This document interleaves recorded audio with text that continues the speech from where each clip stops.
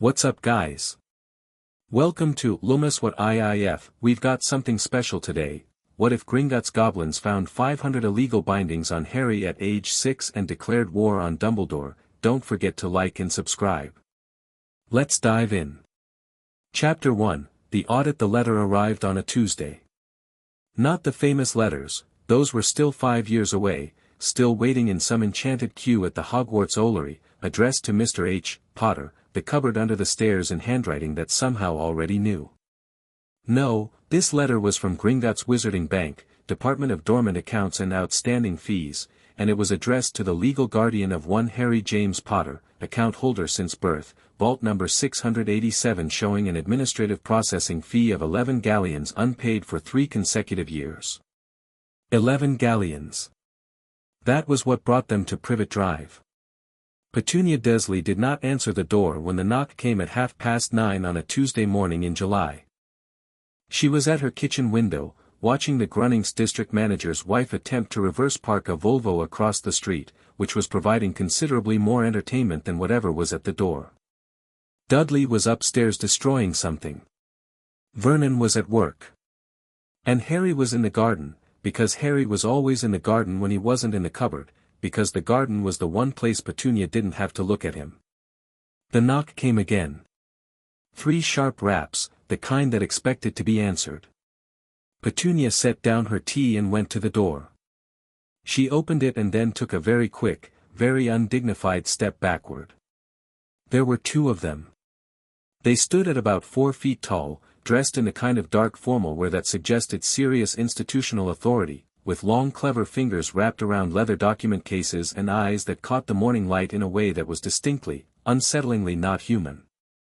Their faces were sharp-angled and ancient, wearing the particular expression of people who had seen centuries of nonsense and had run entirely out of patience for it. "Mrs. Petunia Dursley," said the one on the left. It wasn't a question. Yes, Petunia said, which she immediately regretted. Gringotts Bank. Department of Estates and Magical Inheritance. He produced a document from his case with the practiced snap of someone who had done this 10,000 times. "We are here regarding the estate account of Harry James Potter, currently under your legal guardianship. There are outstanding fees and several administrative matters requiring the signature of the account holder's guardian." He paused. "Or the account holder himself, should he be of sufficient cognitive capacity to consent to audit proceedings under Section 42 of the Goblin Accord of 1347. Petunia stared at the document. The document stared back. It had a seal on it that seemed to shift when she wasn't looking directly at it. "He's 6, she said. "Yes," said the goblin. "We are aware." She thought about calling Vernon. She thought about slamming the door. She thought about a great many things in approximately 2 seconds, and then something in the goblin's expression told her that slamming the door was not going to be a viable option, and she stepped aside and let them in. "He's in the garden," she said, in the tone of someone directing an exterminator toward a mouse problem. "Through there." Harry Potter was 6 years old, small for his age, wearing a pair of Dudley's cast-off trousers that were approximately 4 sizes too large and had been rolled up at the ankles with what appeared to be electrical tape.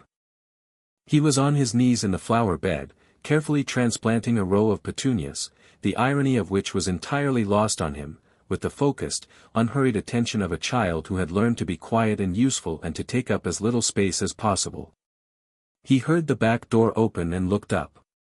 The 2 goblins stopped at the edge of the garden path, and for a moment all 3 of them just looked at each other. Harry had never seen a goblin before. He'd never seen much of anything, really, outside of Privet Drive and the school 2 streets over, but something about them felt oddly familiar, the way that a word you've never heard spoken aloud can still feel like you've always known it. "Hello," he said. "Hello," said the goblin on the left. He sounded slightly surprised, as though he hadn't expected to be greeted. "You are Harry James Potter?" "Yes," Harry said.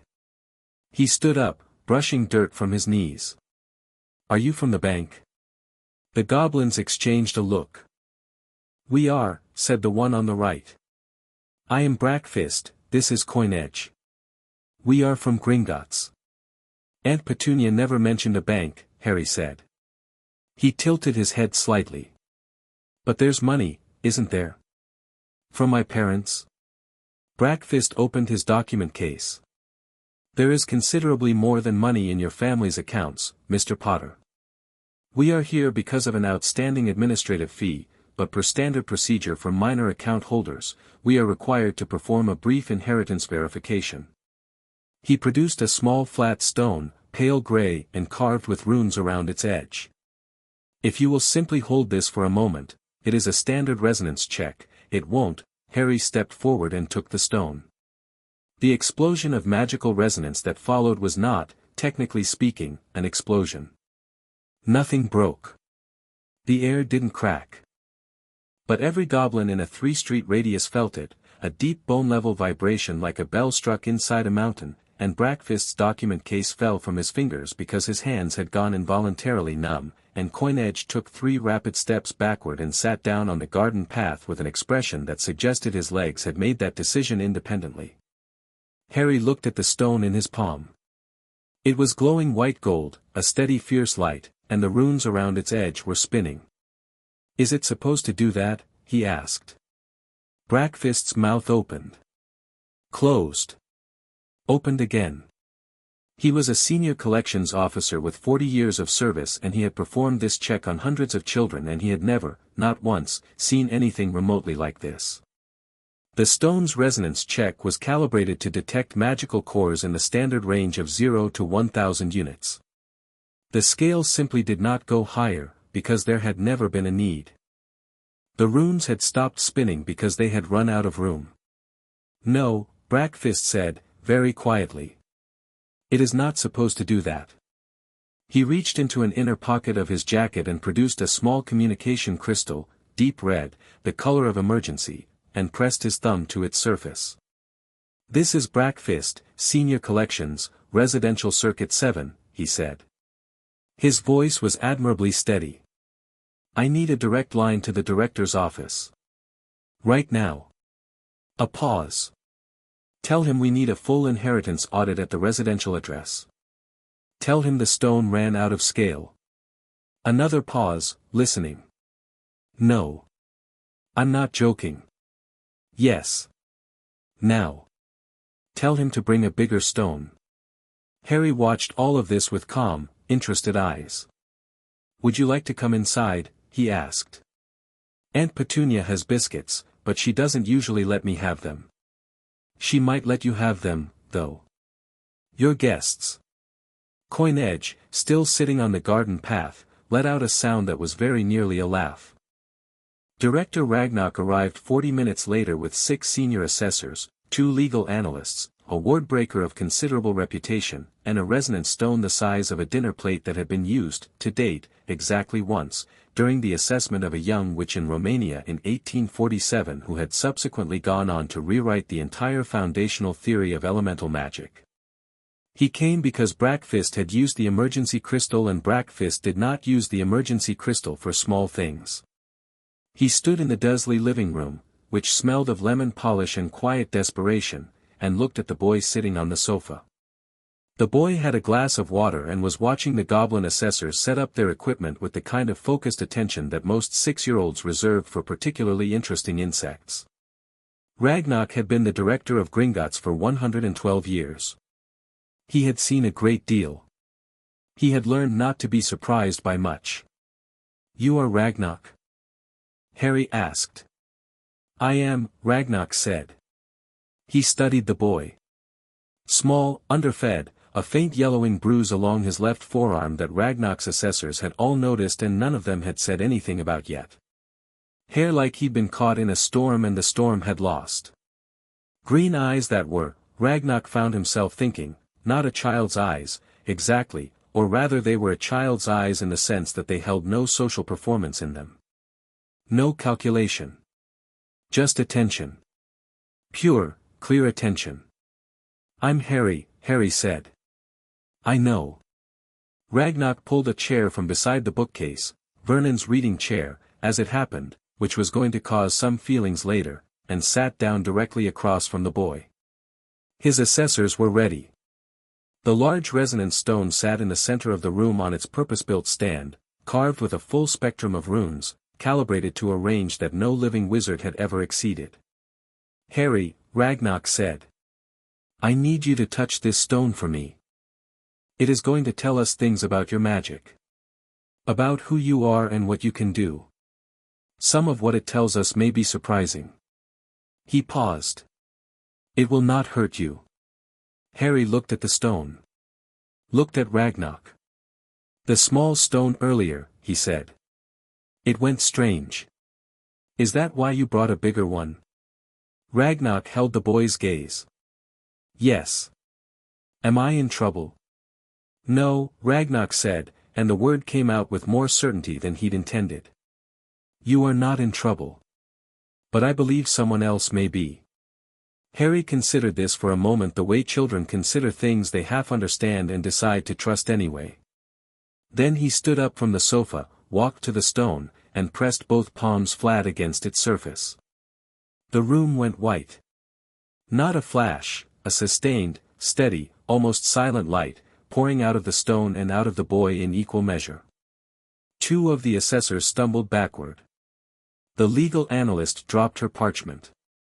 The ward breaker, a scarred veteran named Steelclaw who had broken some of the most complex magical wards in wizarding history, went very still and then said something in old gobbledygook that translated, roughly, as, "That is not possible."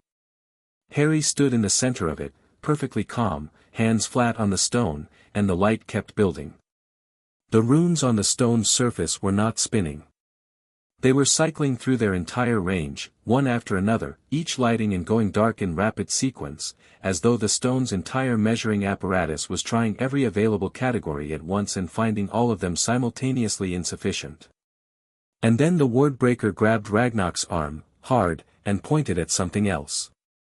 Not the light. Not the resonance output. What was attached to the resonance? Ragnarok looked.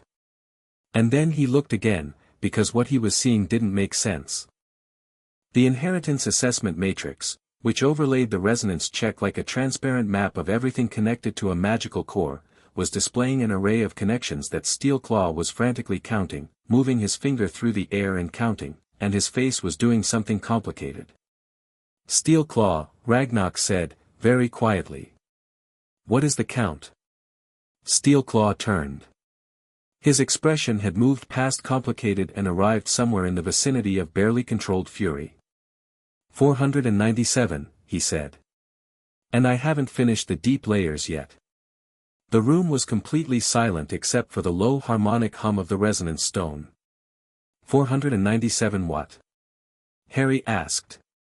He had turned away from the stone, and the light had faded with him, and he was looking at Steelclaw with his head tilted and those clear green eyes taking in everything. Ragnarok stood up. He stood up slowly, with the measured deliberateness of someone choosing their next words very carefully, because the words they chose in the next 30 seconds were going to determine a great many things. "Bindings," he said. "Magical bindings. Chains, on your magic and your mind and your memories." He held the boy's gaze. "Someone has put 497 chains on you, Harry. Most of them before you were 2 years old." Harry was quiet for a long moment. "Who?" he said. Ragnarok looked at the assessment matrix. The bindings were many types, many makers, but there was a signature threaded through all of them, a specific magical fingerprint as distinctive as a face. He had seen that signature before, on documents and charters and treaties over 100 years of institutional dealings. He knew it the way you know the handwriting of someone you've corresponded with for decades. "Albus Percival Wulfric Brian Dumbledore," he said. Petunia Dursley, who had been standing in the kitchen doorway for the past 10 minutes because she had heard the light more than seen it and been unable to make herself walk away, made a small sharp sound and pressed her hand over her mouth. Harry looked at the matrix, at the web of golden white lines that his magic had illuminated, at the sheer dense tangle of imposed constraints on his core. He looked at it with that terrifying, clear, unhurried attention. "All of them," he said. "Not all," Steelclaw said. He was still counting. "There are at least 3 distinct casters. But one caster accounts for, he paused, finishing his count, approximately 310 of them. The remainder are a mix of two others. One is unidentified. One is, he stopped. Who? Ragnarok said. One is Peter Pettigrew. The name hit the room like a dropped stone in still water. That man is supposed to be dead, Ragnarok said, very carefully. Yes, said Steelclaw. He is not. Ragnarok sent his assessors out of the room. He sent the legal analyst out. He sent everyone out except Steelclaw, who he needed, and Brackfist and Coin Edge, who had found the boy and by goblin custom now had a responsibility to him. He looked at Petunia Dursley until she went to the kitchen and closed the door. Then he sat back down in Vernon's chair and he looked at Harry Potter. Harry was still standing. He hadn't sat back down on the sofa. He was standing in the middle of the room with his arms at his sides and his expression was not afraid and not angry and not any of the things you might expect from a 6-year-old who had just been told that someone had spent years hanging magical chains on his soul.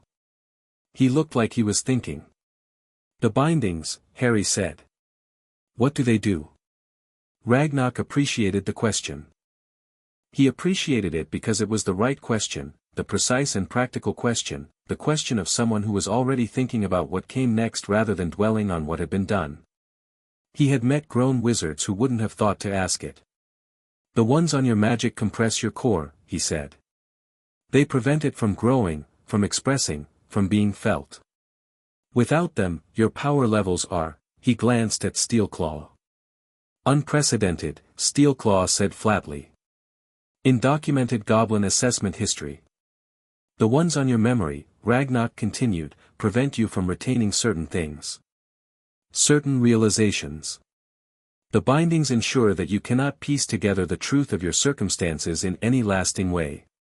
You may have suspicions, he watched Harry's face, and Harry gave a small nod that confirmed it, but they dissolve. You wake up and they're gone. Harry was very still. And the ones on you said my mind. Your identity. Your connection to your family's history. Your knowledge of who you are and what you come from. Those bindings are, Ragnarok paused, because even after 112 years he could still be struck by the cold breath of genuine outrage, those are the cruelest ones. They are designed to ensure that you remain exactly who you were placed here to be. Nothing more. Nothing less. A weapon, Harry said. Ragnarok looked at the boy sharply. That is a very precise word, he said. It's the right one, though, isn't it? Harry's voice was flat and steady. They made me small so I'd be grateful when someone handed me a purpose. So I wouldn't ask questions. So I'd be, he seemed to search for the word, ready. Steelclaw made a sound low in his throat.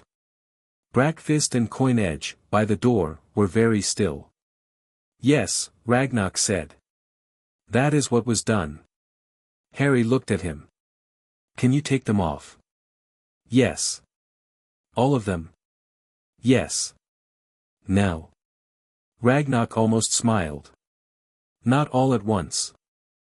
The removal process is complicated. It will take time. And it will be unpleasant. He held the boy's gaze. Steelclaw is the finest wardbreaker in the world. The process will be as careful as we can make it. But 497 bindings on a 6-year-old child's magical core, there will be pain. Harry thought about this for approximately 2 seconds. Okay, he said. You understand what I am telling you. You're telling me it'll hurt, Harry said. I understand. Can we start today? Ragnarok looked at this boy, this starved, bruised, clearly neglected boy in his enormous rolled-up trousers, who had just been told that the most powerful wizard in the world had spent 6 years systematically caging his soul, and who was responding with the question, can we start today? And something shifted in his chest that he chose not to examine too closely because he was at work. There is a legal process first, Ragnarok said. You cannot be moved without documentation. You are a minor under wizard law and under our own. I don't want to stay here, Harry said. It was not a complaint. It was a statement of fact, delivered with the matter-of-fact certainty of someone reporting weather conditions. "You will not stay here," Ragnarok said. "I promise you that." He looked at the legal analyst's parchment on the floor, where she dropped it when the light hit. He looked at the binding matrix still faintly visible in the resonance trace. He looked at the signature, that unmistakable signature, threaded through 310 of the 497 violations of this child's fundamental magical personhood. He thought about the Goblin Accord of 1347, which guaranteed that any violation of an individual's magical core without consent constituted an act of war against the Goblin nation, given the Goblins' role as the institutional custodians of magical wealth and inheritance. He thought about the 14 subsequent treaties. He thought about the Ministerial Declaration of 1899, which specifically named magical inheritance fraud as a crime against all magical peoples, not merely the victim.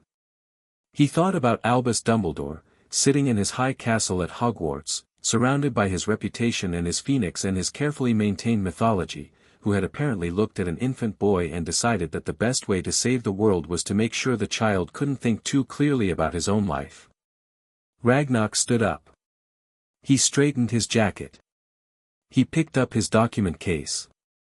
"Steel Claw," he said. "Begin the full documentation protocol.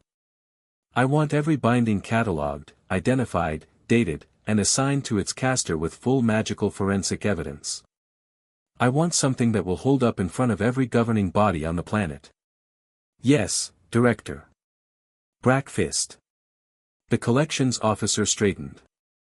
"File an emergency guardianship motion with the Ministry. Use subsection 12 of the Magical Child Welfare Act. And file an independent copy with the International Confederation." "Yes, Director." "And someone get that woman back in here." He meant Petunia. "She has paperwork to sign." He looked at Harry one last time. "Can you pack your things quickly?" Harry's mouth did something that wasn't quite a smile, not yet, but it was the shadow of one. "I don't have very many things," he said. Something moved behind Ragnarok's ancient eyes. "You will," he said. The paperwork took 2 hours because paperwork always took 2 hours, and Petunia Desley signed everything she was given with a pen that shook slightly, and she did not fight any of it, which told Ragnarok something he had half expected. She was not evil, this woman. She was afraid, and she had been afraid for 10 years, ever since her sister's death had deposited an impossible, magical, world-altering infant on her doorstep, and she had dealt with that fear by making the infant as small and invisible as possible. Ragnarok did not forgive her for it. But he understood the architecture of it, and understanding the architecture was more useful than forgiveness. Harry came downstairs with a pillowcase containing 3 books from under his mattress, a toy soldier with a broken arm that had been his first act of underage accidental magic when he'd fixed it at age 4, and a photograph he'd found in the back of a drawer, his parents, young and laughing, at what looked like a party.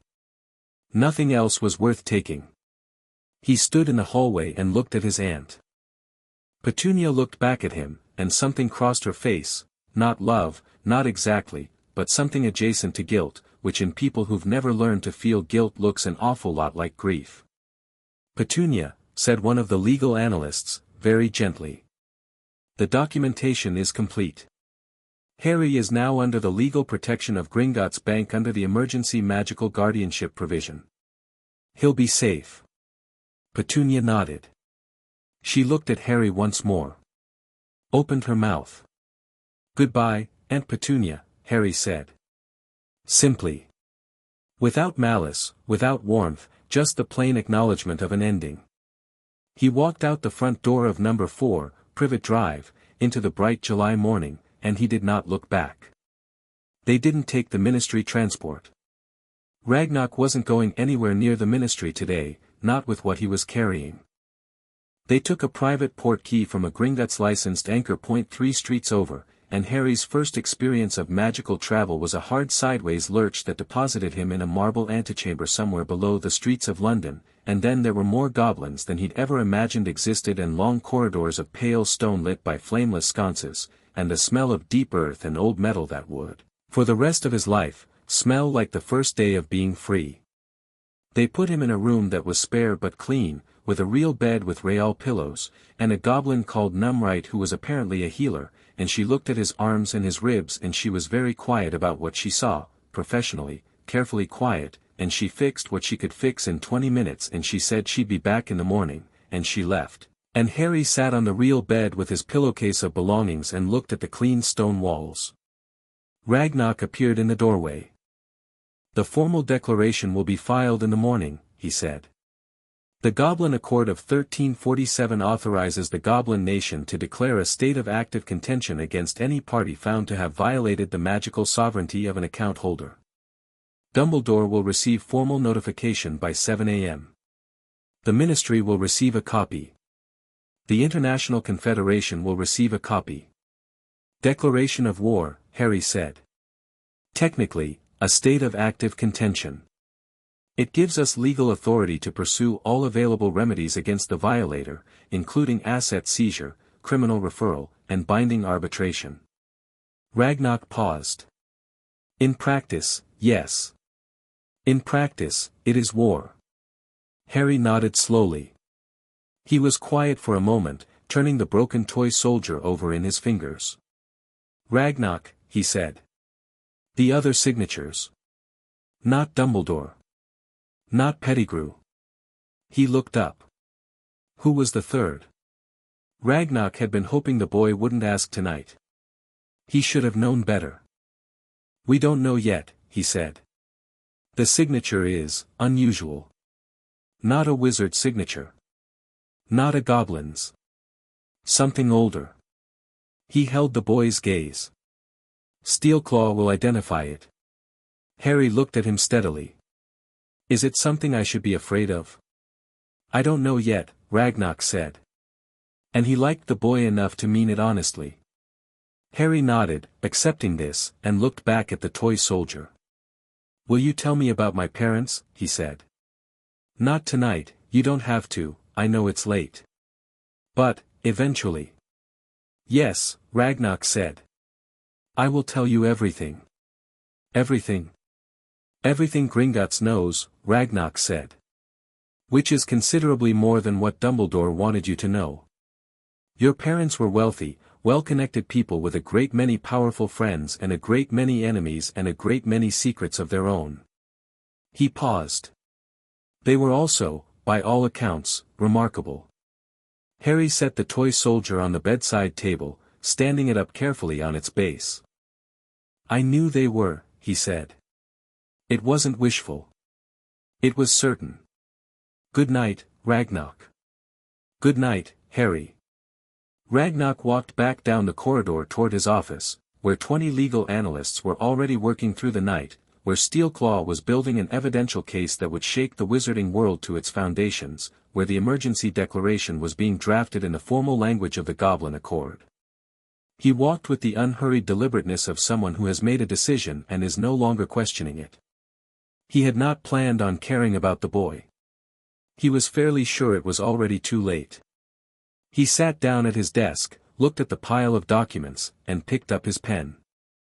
At the top of the first page, in the formal script of Goblin Legal Declaration, he wrote, "In the matter of Harry James Potter, account holder, Ward of Gringotts, against Albus Percival Wulfric Brian Dumbledore, illegal binding, magical fraud, and violation of the Goblin Accord of 1347, let this serve as formal notice that the Goblin Nation recognizes a state of active contention. Effective immediately." He signed his name. He sent the document to be copied 400 times. And somewhere 3 floors down, in a clean room with a real bed, a 6-year-old boy who had no idea what he was going to become lay on his back in the dark and felt, for the first time in his life, the very faint, very distant sense of something enormous straining against its chains. Waiting. Chapter 2, The Warding the removal process began at dawn. Steelclaw had spent the night building what he called a binding map, a full 3-dimensional schematic of every chain on Harry's magical core, rendered in Goblin Wardcraft as a web of pale light suspended in a specially prepared chamber 3 levels below the main Gringotts floor. He'd worked with 2 junior ward breakers and hadn't slept, and when Ragnar came to inspect it at 6 in the morning the old director stood in the doorway and looked at the thing for a long time without speaking. It looked like someone had tried to wrap a star in wire. The core itself, Harry's magic, his actual self, blazed in the center of the schematic, fierce and gold and so dense with compressed power that looking directly at it made your eyes water. And around it, in layer after methodical layer, the bindings. Some thin as thread, some thick as rope.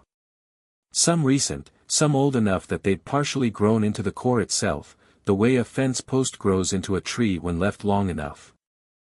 A few were almost beautiful in their construction, elegant, precise, the work of someone who understood magical architecture the way a master craftsman understands wood grain. Those were Dumbledore's. The precision was what made it worse, Steelclaw thought. Careless cruelty was one thing. This was considered cruelty.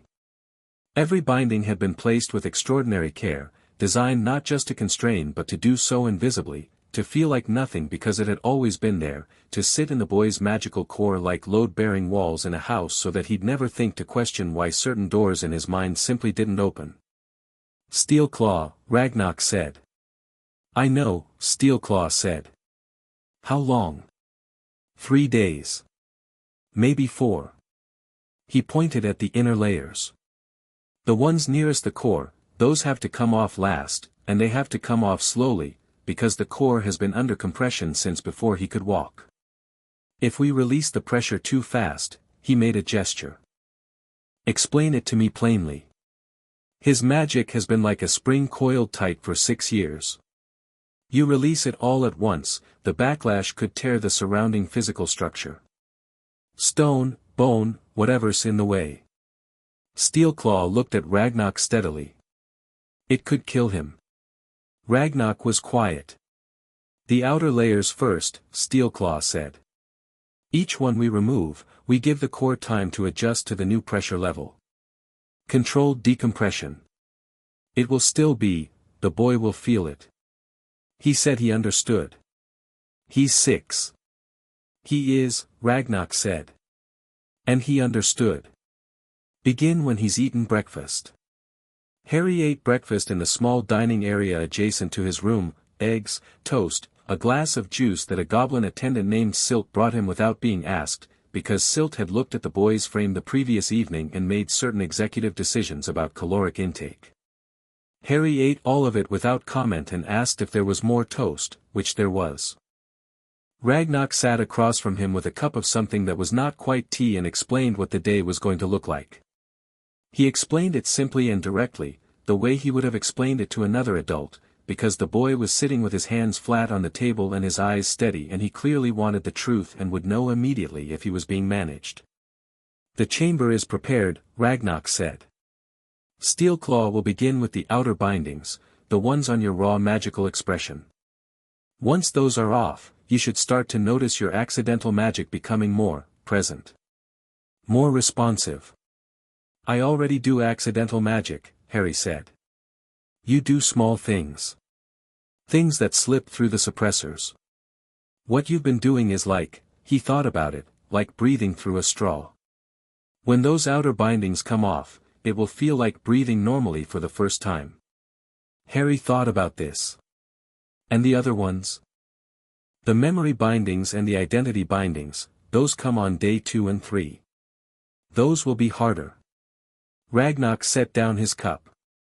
When a memory binding comes off, the memory it was suppressing comes back. All at once. Rapidly. This can be disorienting. What memories were they suppressing? We won't know until they're removed, Ragnar said honestly. The binding matrix tells us what category of memory was targeted, but not the specific content. You will know before we will. Harry nodded slowly. He looked at his hands. My parents, he said. Almost certainly. Good, Harry said, and it was the most straightforward grief Ragnar had ever witnessed, just one word carrying years of quiet deprivation without any theatrics at all. Okay. I'm ready. The binding chamber was round and low-ceilinged and carved from a single piece of pale grey granite that Steelclaw had chosen specifically for its magical neutrality. Runes covered every surface, not decorative runes, working runes, a full suppression lattice designed to contain any magical backlash during the removal process. In the center of the floor was a reclining chair that had been brought from the healing ward and modified, padded extensively, with a headrest and arm supports. On a table to one side, Steelclaw had laid out his tools with the neat precision of a surgeon. Harry sat in the chair and looked at the tools with frank curiosity. They weren't dramatic, mostly they looked like carved sticks and shaped stones and a few instruments he had no name for. One looked like a compass. One looked like a tuning fork made of something dark and dense. The tuning fork, Steelclaw explained, was made from the same material as Gringotts' deepest vault doors, and it would be used to vibrate specific binding frequencies apart at the molecular level. "Does it make a sound?" Harry asked. Steelclaw struck it against his palm, lightly.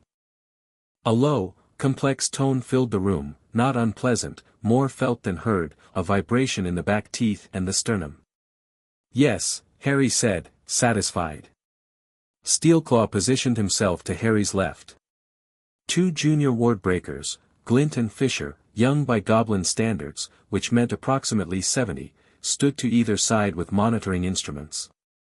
Numright the healer stood by the door with a kit that Ragnarok noted contained rather a lot of pain management compounds. Ragnarok himself sat in a chair by the wall, because Harry had asked him to stay and he had said yes. "I'm going to start with the outermost layer," Steelclaw told Harry. "It will feel like pressure releasing. Probably pins and needles, maybe a headache. If it becomes sharper than that, tell me immediately and I'll stop." Harry nodded. Steelclaw raised the tuning fork. The first binding came off in about 30 seconds and Harry's hands gripped the armrests hard and he let out a sharp breath, and then the color came back into his face all at once, a wave of it, and he said, "Oh," very quietly, as though he'd discovered something, and then he said, "I can feel the stone." "The floor?" Steelclaw said. "The whole building," Harry said.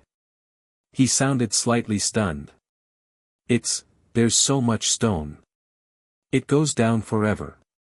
Glint checked his monitor and then looked at Fisher and they both looked at Steelclaw and Steelclaw looked at Ragnarok with an expression that said "I told you so" without using any words. "That's your magical perception opening up," Steelclaw told Harry. "Without the suppressor on your sensitivity, you're beginning to feel the magical environment. That's normal.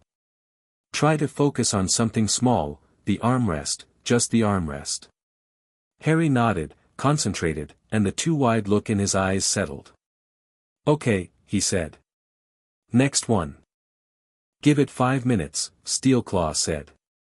"We don't rush this." "You said 3 days." "I said 3 days because I'm not rushing it," Steelclaw said, in the tone of a professional addressing someone who has just suggested he skip a safety step, and Harry looked at his expression and apparently decided this was a reasonable position, and sat back. They removed 11 bindings that first morning. Each one took between 5 and 40 minutes, depending on complexity, and after each one Steelclaw made Harry wait in silence while Glint monitored the core pressure and Fisher noted the readings. The pain scaled upward as they went deeper, not dramatically but steadily, the way a climb gets harder the higher you go. By the 5th binding Harry was white around the mouth and by the 9th he was gripping the armrests well enough that they would have left marks on anything softer than goblin-forged stone. He didn't ask them to stop. He didn't make a sound except for the involuntary ones, the sharp intake of breath, the quiet exhale that was almost but not quite a gasp. Between bindings he asked questions, about ward breaking, about how the tuning fork worked, about what the runes on the walls did, about how long Steelclaw had been doing this, and Steelclaw answered all of them because it kept the boy's mind occupied and because the questions were, frankly, interesting. He'd asked about a rune configuration in the upper corner that was an advanced cancellation matrix, and when Steelclaw explained it Harry had said, "So it's like an earthing cable, it gives the excess energy somewhere to go," and Steelclaw had paused and then said, "Yes, that is exactly what it is," with a tone that suggested he hadn't expected to be understood. After the 11th binding came off, Numright came forward and pressed 2 fingers to Harry's temple and Harry's eyes went heavy and he was asleep in about 4 seconds. He'll sleep 3 hours, Numright said to Ragnarok, quietly. His system is adjusting. Magical core decompression causes a kind of fatigue. The body's been working to maintain equilibrium against the bindings for years. Every one we remove, it has to recalibrate. Ragnarok looked at the sleeping boy. He looked very young asleep.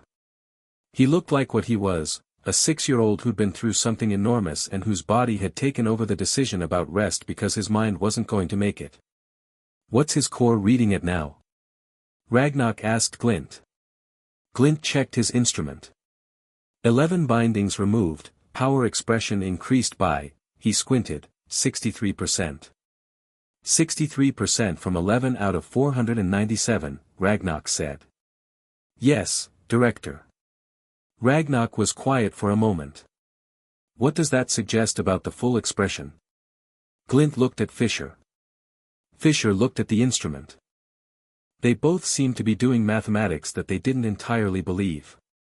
We'd need to model it fully, Glint said carefully. But if the scaling is consistent, and we'd need to verify, the full unbound expression would be, say it plainly. I don't have a reference point, Glint said. There is no reference point in any assessment record I've seen.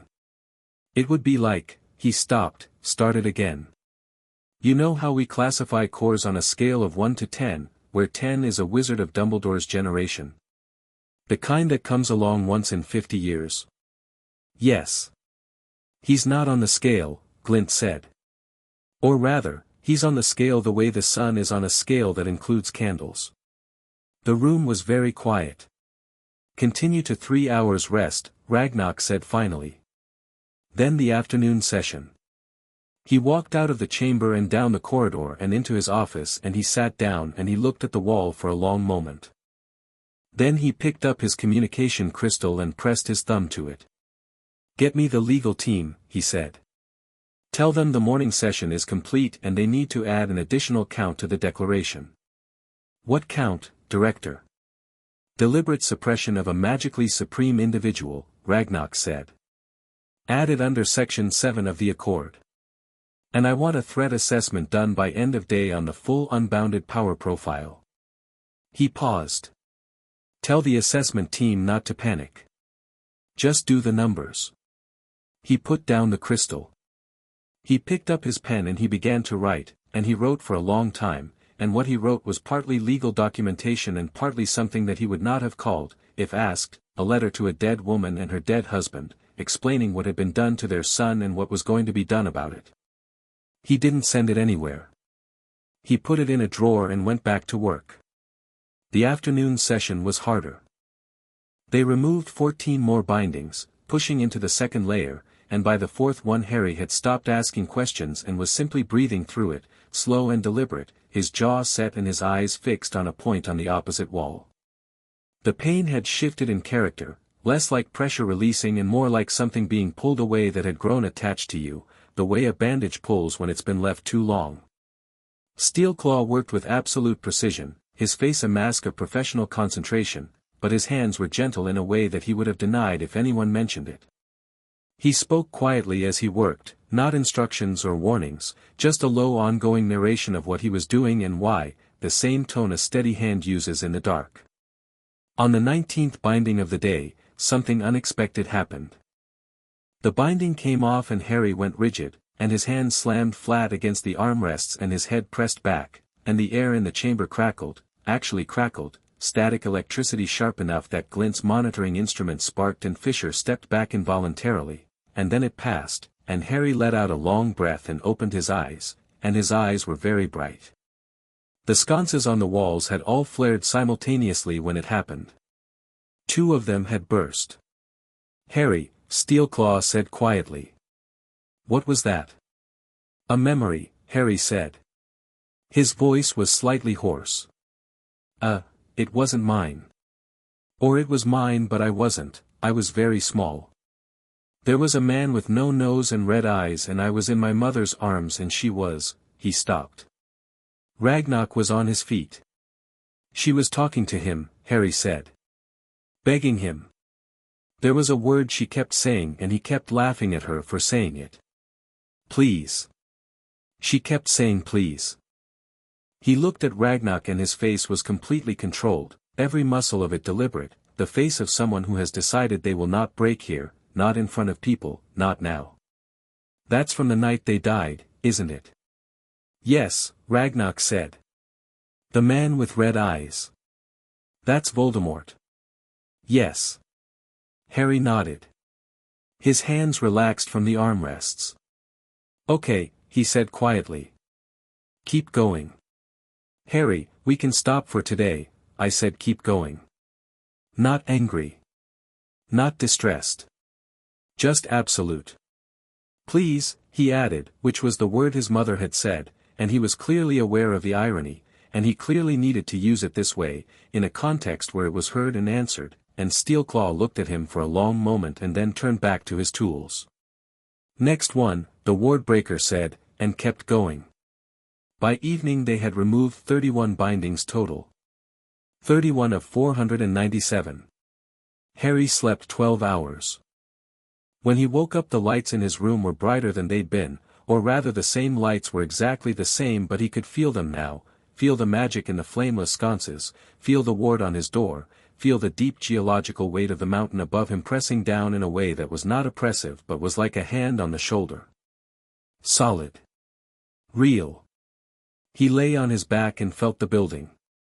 He'd been doing accidental magic since before he could remember, small things, things that fixed themselves or moved themselves or occasionally exploded when Dudley was particularly awful, but this was different.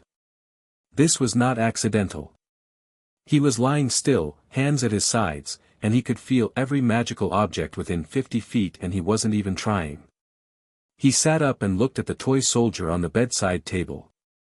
He looked at it for a moment. He reached out, not physically, and the toy soldier rose 6 inches off the table and rotated in place slowly, examining its own profile, and Harry looked at this with immense calm satisfaction and then set it back down. Hello, he said to the room, to the building, to whatever this was, this new and enormous sense of himself that was just beginning to find its edges. The room said nothing, but the ward on the door pulsed once, faintly warm, like an acknowledgement. Day 2 was the memory bindings. Steelclaw had warned him that these would be different, not worse in terms of pain, necessarily, but more strange, because memory wasn't housed in the magical core the same way power was. Memory bindings didn't compress, they redirected. They built walls. And when you took the walls down, everything on the other side came through at once. Harry sat in the chair and Steelclaw began, and for the first 20 minutes it was manageable. Small things came back, fragments of his parents' voices, a red-haired woman laughing in a kitchen, his father throwing him in the air and catching him, a house that was warm and lit and smelled of something baking. Normal memories, baby memories, the kind that hadn't been entirely suppressed so much as muffled. They came back sharp and clear now, each one a small precise gift, and Harry received them quietly with his eyes closed. Then Steelclaw hit the deeper layer and things got complicated. The binding that came off at the 40-minute mark had been placed when Harry was 14 months old, and what it had been suppressing was apparently not a single memory but an entire classification of understanding, his mother's magic, specifically. Lily Potter's particular magical gift, which was something that had no clean name in any wizarding catalog because it had never been properly studied, this capacity for intention-embedded enchantment, magic wrought through will and love rather than wand and word. When the binding came off, Harry understood it the way you understand your first language. Immediately and completely and without being able to explain the grammar. The sconces went out. All of them, simultaneously, every flameless flame in the chamber extinguished, and for 2 seconds the room was absolutely black, and then they all came back on, brighter than before. Was that you? Fisher asked, in a tone of scholarly amazement. Yes, Harry said, sounding slightly dazed. Sorry. I didn't mean to, there's something about light and intention, I can see how it, he stopped. Sorry. I can control it. I just wasn't expecting to understand it that fast. Steelclaw set down his tool. He looked at Harry very carefully. What did you just understand? Harry thought about how to explain it. My mother could put herself into spells, he said slowly. Not herself, exactly, her intention. Her specific want. She could make a spell that did the thing she wanted it to do, not just the thing the spell was technically supposed to do. He frowned. She put herself into the night she died, didn't she? When Voldemort cast the killing curse. She'd already done the spell. Steelclaw and Ragnarok looked at each other. This was, as it happened, a question that had been debated in certain restricted academic circles for 4 years. How had the killing curse reflected? No countercurse existed. No shield would deflect it. The magical theory had no good answer except somehow the boy survived and most people had left it there because the alternative required grappling with a form of magic that wasn't supposed to exist. Yes, Ragnarok said. We believe so. Harry sat with this for a moment. She died on purpose, he said. She knew Pettigrew had told Voldemort. She knew what was coming. She had time to. He stopped again. The third signature. The unknown one on the bindings. He looked at Ragnarok sharply. Was it her? The silence that followed lasted about 4 seconds, which in that room was a very long time. We don't know, Ragnarok said carefully. But it's possible, Harry said. She could have put a binding on me herself. Before. To seal in, something. Some kind of protection. And Dumbledore added his on top of it, didn't he? That's why the magical forensics show them as different casters, because she did hers first and then he, Harry, Ragnarok said. That's why the third signature is unusual, Harry said. It's not a wizard signature. It's not a goblin's. It's her specific kind of magic. That's what Steelclaw said, something older. Ragnarok looked at Steelclaw. Steelclaw's expression was that of a professional watching a 6-year-old correctly solve a problem it had taken him all night to identify. We'll need to examine the remaining third signature bindings before we remove them, Ragnarok said quietly. If you're right, and I think you may be right, those are not constraints. They may be something your mother put there intentionally. For protection. Like the night she died, Harry said. Like the night she died. Harry was quiet for a long moment. He was looking at the middle distance, and his expression had gone through several things and settled somewhere that wasn't exactly grief and wasn't exactly awe but held elements of both. Don't remove those, he said finally. Not yet. I want to understand them first. Agreed, Ragnarok said. Day 2 ended with 109 bindings removed, Dumbledore's suppression layers stripped back to reveal a mind that was alarmingly quick and a magical sensitivity so acute that by evening Harry could name every goblin in a 20-foot radius without looking at them, picking them out by their individual magical signatures the way a musician distinguishes instruments in an orchestra. He could also, by accident, pick up their thoughts when they were strong ones. He didn't mention this immediately. He was still figuring out how to close it off. That evening Ragnarok brought him documents. His parents' will, which Dumbledore had ensured remained sealed and unread. The property inventory for Potter Estates, 3 properties, 2 vaults beyond the one Harry knew about, and a seat on the Wisengamot that had been sitting empty for 5 years. The letters his parents had written in the month before their deaths, which Gringotts held in archival trust. He read the will first. He read it twice, very carefully, the way he read everything. Dumbledore isn't mentioned anywhere, he said. No, Ragnarok said. He appointed himself guardian through the ministry, bypassing the will's stated instructions. The will names Sirius Black as primary guardian and Frank and Alice Longbottom as secondary. Sirius Black is in Azkaban, Harry said, because he'd heard this at school once, one of the teachers mentioned it, the mass murderer Sirius Black. He'd filed it without knowing why and now he knew why. He'd been waiting to know why. He was arrested without trial, Ragnarok said. Harry looked at him. Arrested and imprisoned without a trial, Ragnarok repeated, on the testimony of Peter Pettigrew, who is currently, according to our own forensic evidence, not dead. Who placed bindings on you? Who apparently faked his own death and framed a man for his own crimes? Harry put down the will. Get him out, he said. The legal process takes, Ragnarok. Harry's voice was not loud. It was clear and very still. You are currently in a legal state of active contention with the most powerful wizard in Britain. You have forensic evidence of conspiracy and fraud and the illegal imprisonment of an innocent man. You have documentation that would make the ministry look like accessories to a crime. He tilted his head. How long does the legal process take if you make enough noise? Ragnarok looked at the boy across the table.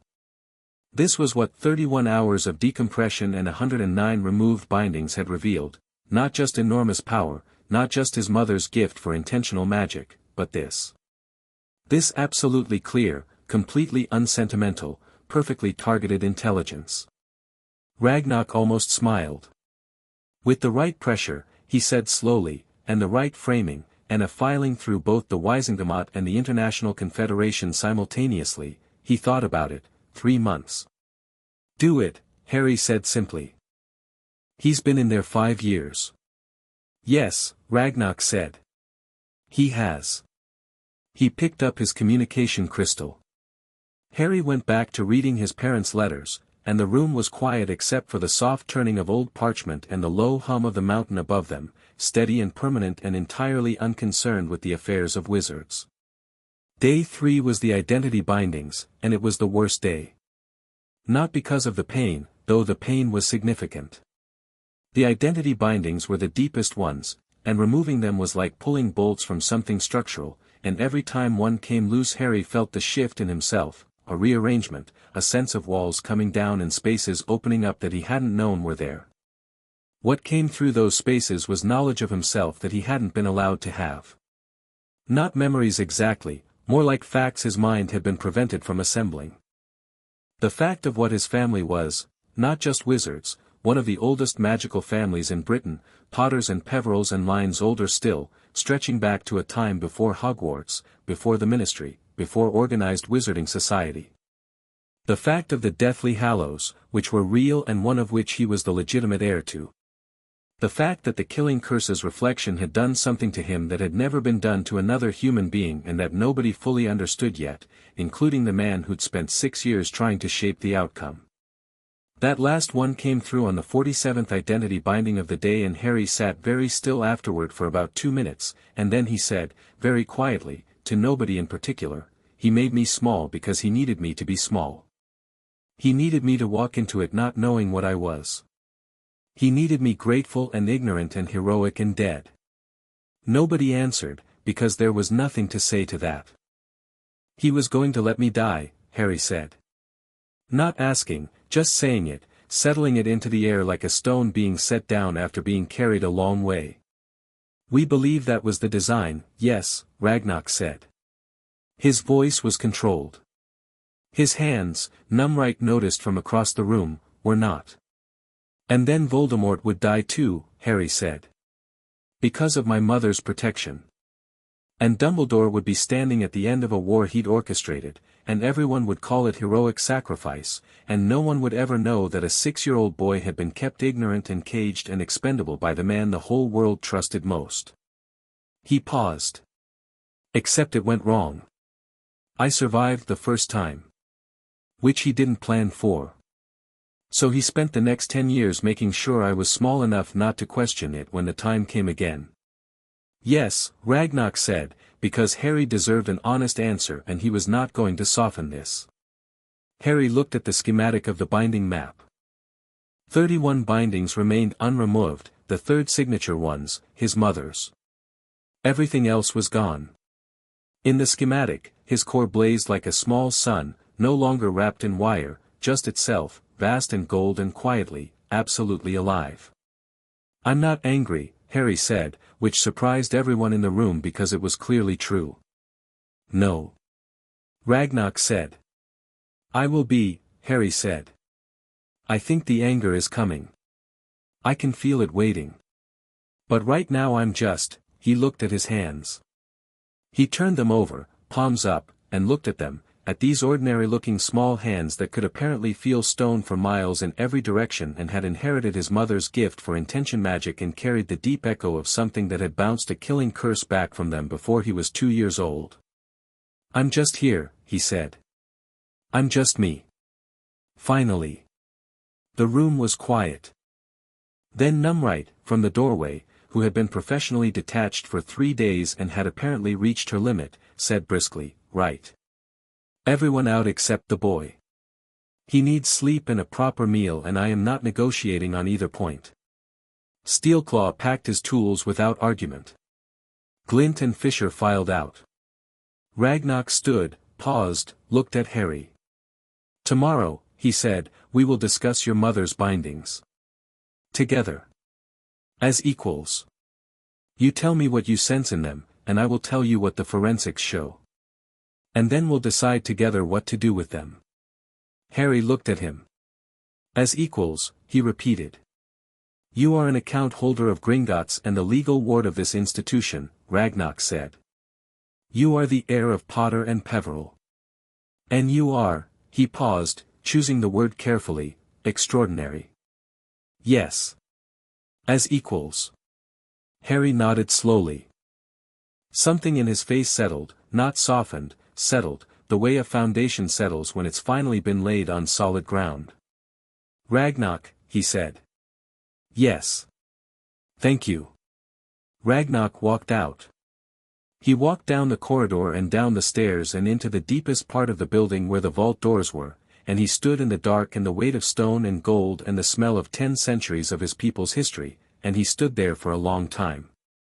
He was not, he told himself, becoming fond of the boy. He was simply doing his job. The boy was an account holder.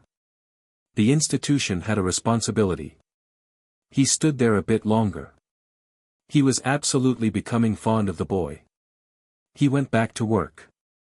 Chapter 3, The Accord. The owl arrived at Hogwarts at 7:15 in the morning, which meant Dumbledore was at breakfast when the formal declaration landed on the table in front of him, sealed in black with the Gringotts crest pressed deep into the wax. He opened it without hurry. He read it once, set it down, picked up his fork, and ate 3 more bites of his porridge before setting the fork down again and reading it a second time. The second reading was more careful.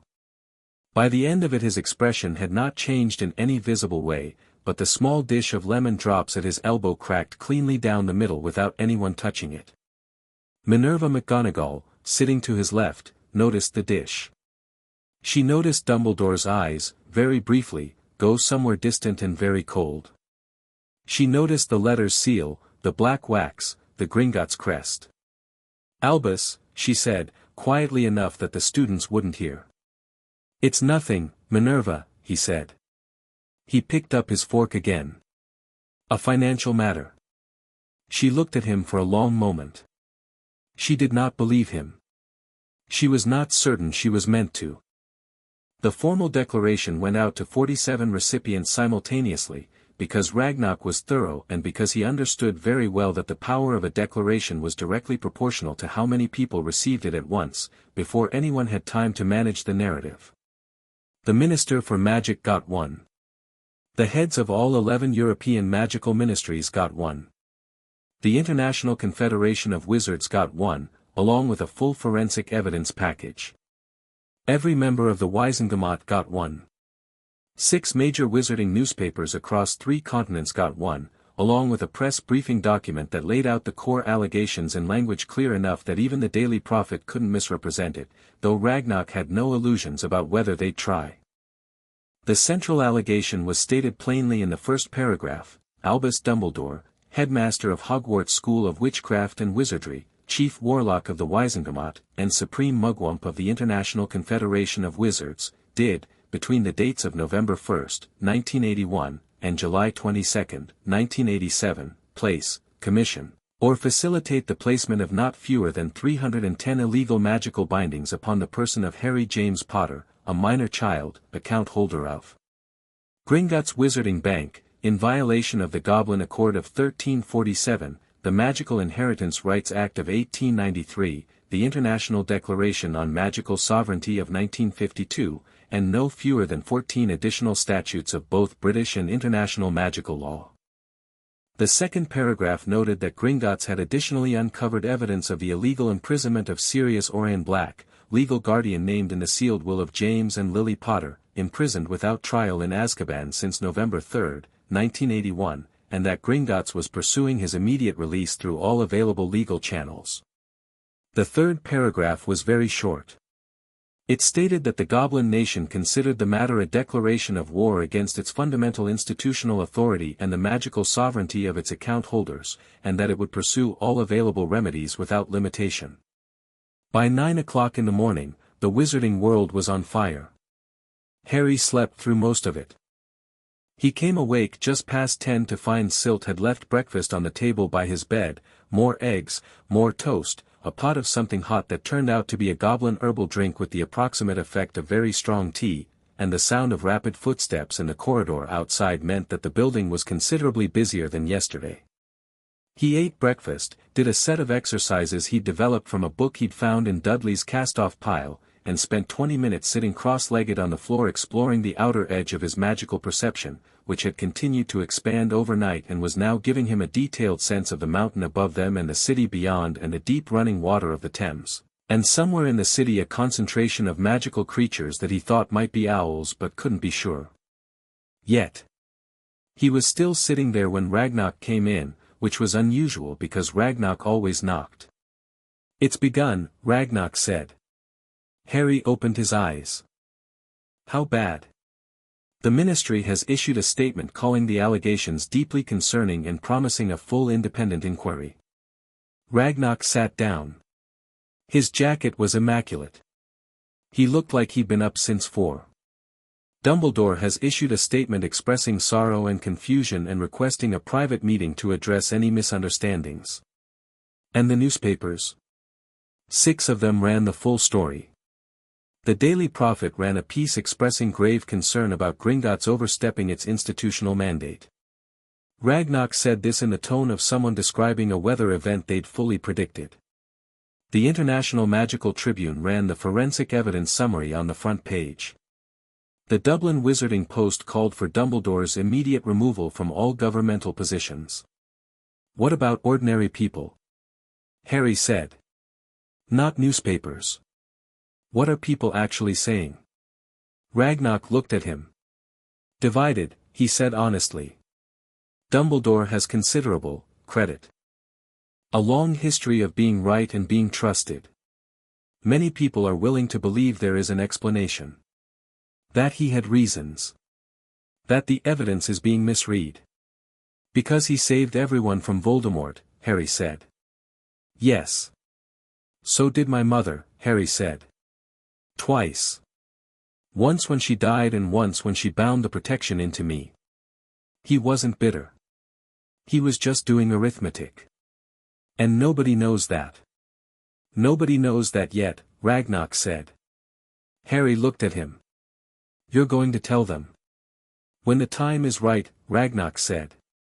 "The forensic evidence on your mother's bindings, the third signature, we've had our best analysts working on it overnight. Your instinct was correct. What she placed on you was not a constraint. It was a container, a vessel for the protection she worked into the sacrifice. She knew she was going to die and she needed to make sure the protection survived contact with the curse and remained viable long-term." He paused. "The complexity of what she did is, it is not something I can fully explain to you now. Our analysts are still mapping it. But what I can tell you is that she was extraordinary, your mother. What she built in you, it is not a weapon. It is armor. Self-renewing, intention-sealed armor, keyed specifically to your survival." Harry was quiet for a moment. "She loved me very much," he said. "The entire structure of it is built from that," Ragnarok said simply. "It is practically the definition of the word." Harry nodded. He stood up, and he was small, still, 6 years old, still underfed despite Silt's best efforts, but he stood up straight and he looked at Ragnarok clearly and he said, "What do we do next?" What they did next, in the short term, was legal work, which was unglamorous and necessary and which Ragnarok handled while Harry continued his recovery. The Wizengamot petitioned for a special session. The International Confederation sent a 3-person investigative delegation that arrived at Gringotts 2 days later and was met by Ragnarok personally, which was a significant gesture by Goblin standards. Dumbledore's legal representative sent a counter-filing that was 30 pages long and exquisitely argued and that Ragnarok's legal team dismantled in about 6 hours, which they did with visible professional pleasure. The Sirius Black filing moved faster because Ragnarok had been correct about the noise. The combination of the high-profile declaration, the forensic evidence, and the simultaneous international filing created enough political pressure that the ministry found itself unable to quietly table the motion. A hearing was scheduled within 3 weeks, which was, by ministry standards, essentially instantaneous. Ragnarok told Harry this over dinner on the 5th day, and Harry looked at his plate and then looked up and said, "Can I be there?" "You are 6 years old," Ragnarok said. "I know," Harry said. "Can I be there?" Ragnarok thought about it. As a ward of Gringotts and a named beneficiary of the outcome, he said slowly, "You have a legal right to witness proceedings that directly affect your guardianship status." "Yes. You can be there." "Good," Harry said, and went back to his dinner, and Ragnarok spent a moment watching him and thinking, not for the first time, that the boy had an extraordinary gift for knowing exactly which questions mattered. The hearing was held on a Tuesday morning in the Ministry of Magic's Courtroom 10, which was underground and circular and lined with stone benches that rose in tiers around a central chair fitted with chains that, on this occasion, were not used. The benches were full. Word had spread, because word always spread, and half the Wizengamot had shown up plus a scattering of ministry officials and 2 members of the international delegation and a small cluster of wizarding journalists in the upper tier who were scribbling on enchanted notepads. Sirius Black was brought in looking like what 5 years of Azkaban looked like, which was devastating. He was 31 years old and he looked 50, gaunt under the robes they'd given him to replace the prison uniform, hair long and matted, eyes that had gone somewhere very dark and come back with some of the dark still in them. He walked steadily. He sat in the chair without chains because nobody had invoked the restraint order, which was either an oversight or a political gesture, and he looked around the room with the careful eyes of someone who has spent years expecting the worst and hasn't stopped. Harry was sitting in the witness gallery with Ragnarok on one side and the Goblin legal chief, Clawmere, on the other. He was wearing clean clothes, goblin-tailored, which had required some emergency work given the customer's age and dimensions, and he looked very small and very composed between the 2 ancient goblins and he did not take his eyes off Sirius Black from the moment Black was brought in. Sirius, scanning the room with those careful survivor's eyes, found Harry immediately. He went completely still. He stared. His mouth opened slightly. His hands, resting on the arms of the chair, went white at the knuckles. Harry looked back at him steadily, and the expression on the boy's face was not pity and not caution and not any of the performative emotions people use when they don't know what to feel. It was recognition. Clear and certain and without apology. Sirius pressed his lips together hard. He looked away at the wall. His jaw was working. The hearing was largely procedural because Ragnarok had been right about the noise. The forensic evidence from Gringotts' assessment had been too detailed and too well documented to be easily dismissed, and Peter Pettigrew's confirmed survival meant that the primary evidentiary basis for Sirius's arrest had collapsed entirely. The prosecution's position was further complicated by the fact that no trial transcript existed because no trial had occurred, which the Wizengamot's own records confirmed with the specific kind of bureaucratic embarrassment that institutions reserve for their most significant failures. Dumbledore was present. He sat in the senior Wizengamot members section and he looked saddened, which was a thing he did very well. He had not acknowledged Harry directly, though Harry had caught him looking twice, brief careful glances that carried the weight of rapid calculation. Harry met the second glance directly, without expression, and held it for exactly 3 seconds before Dumbledore looked away first. That was interesting, Harry thought. The formal verdict, not guilty, wrongful imprisonment, immediate release with full rights restored, took 40 minutes to reach, which was not because the outcome was in doubt but because the machinery of institutional correction moves at its own speed regardless of urgency. When the chief warlock pronounced it, Sirius sat in the chair and closed his eyes, and his breathing changed, became very slow and deliberate, and his hands went from the arm rests to his own knees as though he needed to hold himself in place. Harry watched this. He watched it with the particular quality of attention he brought to things that mattered. Afterward, in the corridor outside the courtroom, in the controlled chaos of journalists and ministry officials and the international delegates trying to have 3 conversations simultaneously, Sirius Black found Harry. Or perhaps Harry found Sirius. The trajectory was a little unclear to everyone present because it happened quickly, the crowd parted, or they moved through it, or both, and then they were standing in front of each other, 6-year-old boy and 31-year-old man who had been in prison for 5 years, and they were looking at each other. "You look exactly like your father," Sirius said. His voice was rougher than it should have been, cracked by disuse and something harder. "I know," Harry said. "Your picture is in the family documents. You were his best friend." "Yes," Sirius said. "And they told you I was alive," Harry said. "When they put you in there. They must have. So you knew I was alive and you couldn't." He stopped, because he could see Sirius's face and he was not going to make this worse. "Harry," Sirius said. "You don't have to explain anything," Harry said. "I know what happened. Most of it.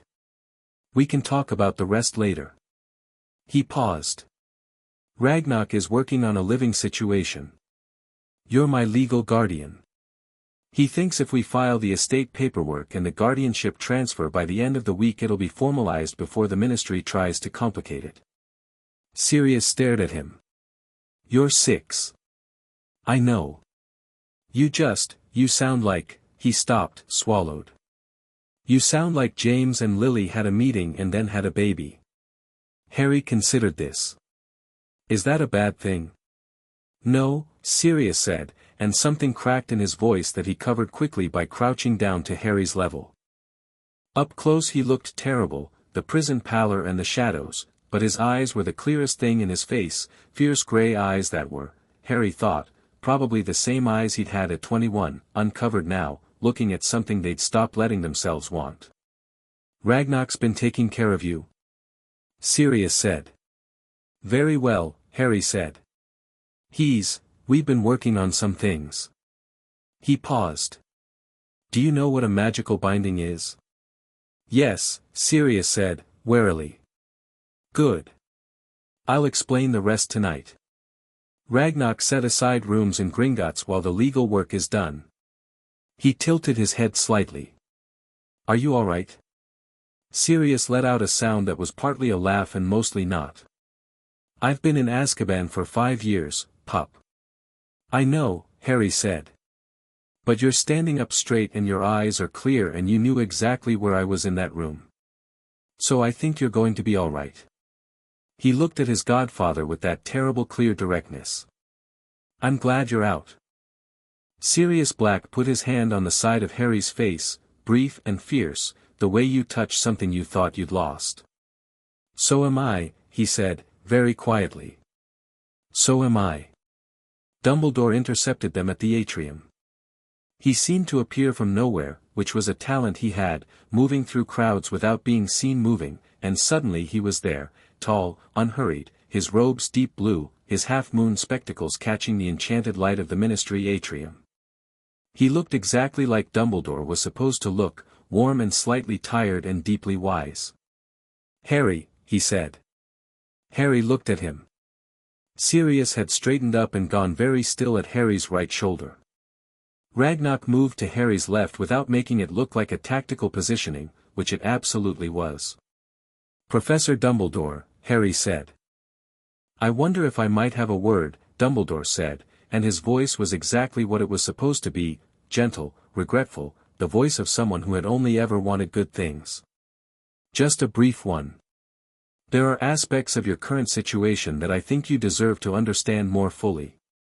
"What aspects?" Harry said. Dumbledore smiled, very slightly. "There are, Complexities around the measures that were taken. Context that the Gringotts filing does not capture. I hope you know that everything I have ever done has been with your safety and the safety of the entire wizarding world in my heart. I know you believe that, Harry said. Dumbledore blinked. It was very quick, a momentary disruption in the gentlemanwise presentation, something sharp flickering under it. I hope we can speak privately, at some point.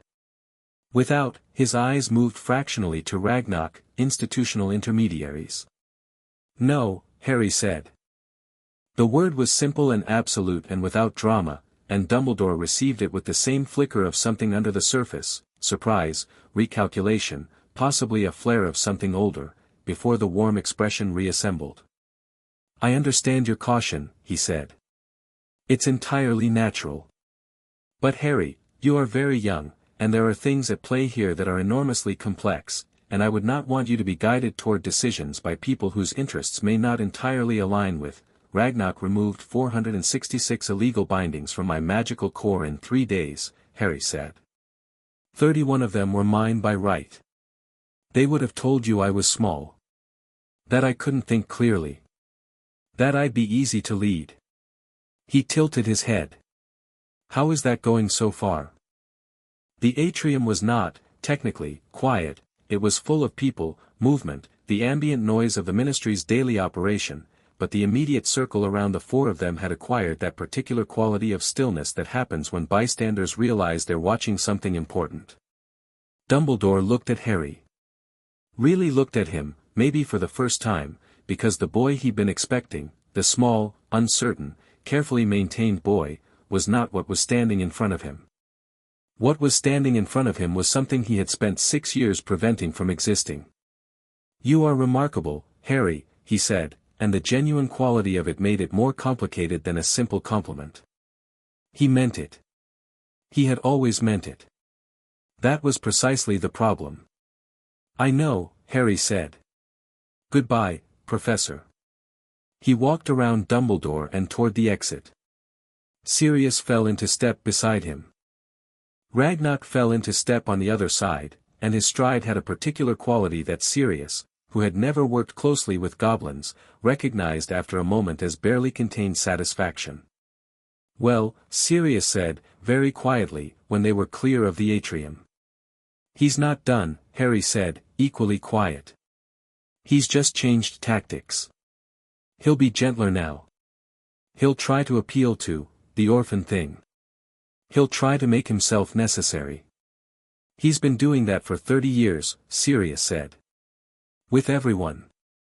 I know, Harry said. I've read my parents' letters. Sirius glanced sideways at him. He wrote them almost every week. I noticed. And they wrote back almost every week. And they trusted him almost until the end. Harry was quiet for a moment. They were good people. Trusting was natural for them.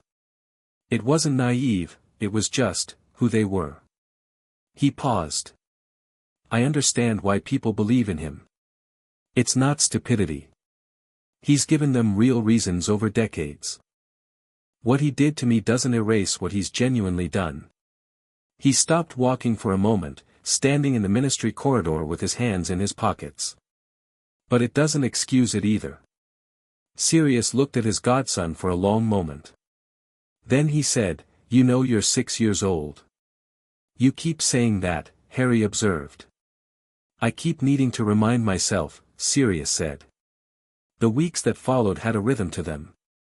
Ragnarok's legal team processed the guardianship transfer with impressive speed, the estate paperwork was filed and confirmed, and by the end of the 3rd week Sirius had been formally recognized as Harry's magical guardian with Gringotts as the institutional co-custodian, which meant that any attempt to override the arrangement would require simultaneous action against both the Black family legal standing and the full weight of Goblin institutional law.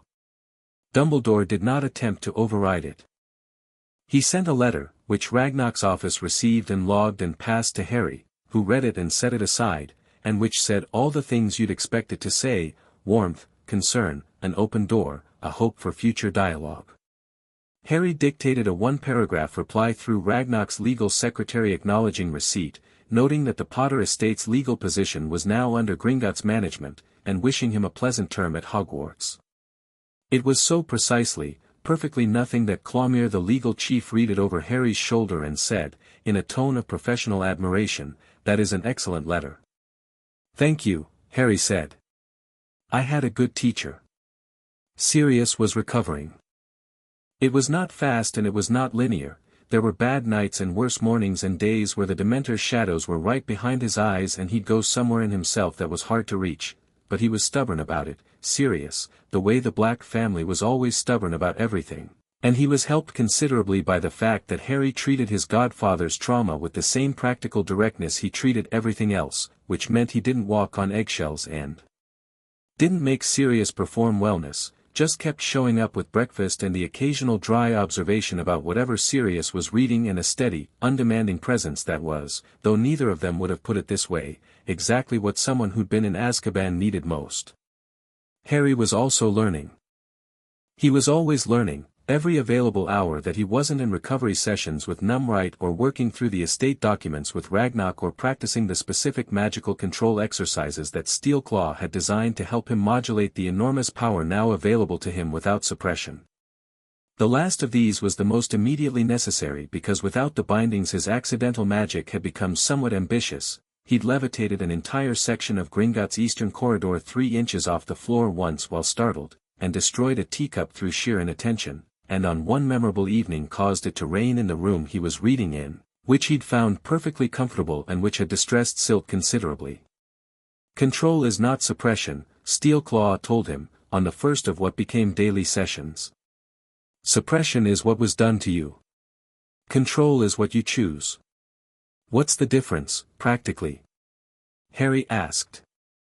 "Suppression means making your magic small. Control means your magic goes exactly where you intend and nowhere else." Steelclaw set a stone cup on the table between them. "Break that cup." Harry looked at the cup. The cup cracked cleanly down the middle.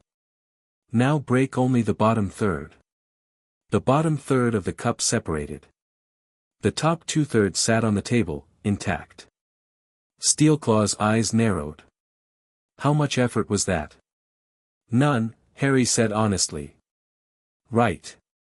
Steelclaw put a new cup down.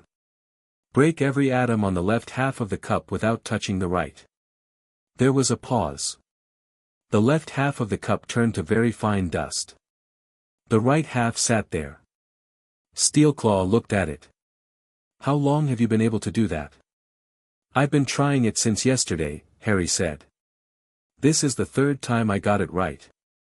"We need harder exercises," Steelclaw said, in the tone of a teacher confronting the delightful and mildly concerning problem of a student who keeps running out of ceiling. It was during one of these sessions, 6 weeks after the hearing, that Ragnarok came in with a look on his face that Harry had learned to read as something important and not bad, necessarily, but significant. "Griphook," Ragnarok said. A young goblin came in behind him. Young was relative, he was perhaps 40, which made him something of a junior professional, and he had the sharpest eyes Harry had seen on any goblin, which in a population of extremely sharp-eyed people was saying something. "Griphook is one of our best junior account managers," Ragnarok said. "He is being assigned as your primary account manager and, in an unofficial capacity, your day-to-day liaison within Gringotts." "Babysitter," Griphook said, in the specific tone of someone establishing up front that they find the assignment undignified. "Liaison," Ragnarok repeated. Harry looked at Griphook. Griphook looked at Harry. The sharp eyes moved over him with the same professional assessment he'd seen all the senior goblins do, taking inventory, forming conclusions. "You're the one they removed 466 bindings from," Griphook said. "Yes," Harry said. "That was the talk of the lower floors for a week." "I imagine so." "Your mother's bindings," Griphook said, with the directness of someone who has decided small talk is a waste of everyone's time. "Have you opened them yet?" Harry looked at him with considerable interest. "You've been reading the case file." "All the junior account managers read the case file," Griphook said. "It is not every day that Gringotts declares war on the most powerful wizard in Britain." A pause. It is also not every day that the subject of said declaration turns out to be a 6-year-old with an off-scale core and his mother's gift. Have you opened them? No, Harry said. Ragnar and I decided to wait until I'm older. Why? Because I'm 6, Harry said, with a self-awareness that seemed to momentarily disarm Griphook. That seems reasonable, Griphook said. I would have pushed to open them anyway. I considered it, Harry said. But Steelclaw thinks the container needs time to stabilize now that the compression bindings are gone. If my mother built it to sit within a compressed core and we release it while everything's still adjusting, we don't know what happens. Griphook looked at Steelclaw, who was leaning against the wall with his arms folded. That's correct, Steelclaw said. Fine, Griphook said. He looked back at Harry. I am your account manager. This means I handle your financial interests, your estate matters, and your vault access. It does not mean, he said this with the emphasis of someone preempting an expectation, I will be accompanying you to social events, carrying your belongings, or functioning as what wizards call a friend. Understood, Harry said. Good. How do you feel about interesting conversations while walking between one place and another? Griphook paused. Define interesting. I've been trying to understand the theoretical basis of goblin wardcraft, Harry said. Specifically the interaction between intention-based magic and formal rune structures. Steelclaw says it's a 300-year-old debate. Griphook looked at Steelclaw again. He's been asking me about it for a week, Steelclaw said. I told him to find someone else because I need to actually work. Griphook looked at Harry. Harry looked back, with that clear, patient, interested attention. Fine, Griphook said, with considerably less resistance than he'd intended. Walking conversations are acceptable. That is not friendship, it is professional discourse. Of course, Harry agreed. The corner of his mouth moved in a way that Griphook decided not to address. By the end of autumn, the political landscape had shifted several times over in the way that political landscapes do when you drop a large stone into them. Dumbledore had been asked to temporarily step down from the Wizengamot chief warlock position pending the International Confederation's investigation, which he had agreed to with such gracious public sorrow that half the wizarding world immediately concluded he was being victimized. He retained his Hogwarts position because the school's board had voted to support him and because several key board members had ties to his network going back decades, and because the school's own governance was sufficiently independent that the ministry couldn't easily touch it. The investigation itself moved slowly, because investigations always moved slowly, and because Dumbledore had 60 years of institutional relationships and genuine accumulated goodwill working in his favor, and because, Ragnar acknowledged this in private, the Goblin's declaration was very strong on facts and very short on what non-goblin governing bodies were willing to actually do with those facts. He's going to walk, Sirius said one evening. They were in the Gringotts guest wing, Sirius with a cup of tea and an old document from the Potter estate he'd been reading, Harry cross-legged on the floor with 3 books open around him. The gas lamps were low and the mountain pressed down around them, and it was nearly November and cold outside but warm in here. No, Harry said, without looking up from his book. Harry, the investigation has been running 4 months and the ICC hasn't moved on any of the charges. The Wizengamot is going to reinstate him to the chief warlock position, I've heard 3 separate people say. He's not going to walk, Harry said. He turned a page. Not from this. He's going to do what people like him always do.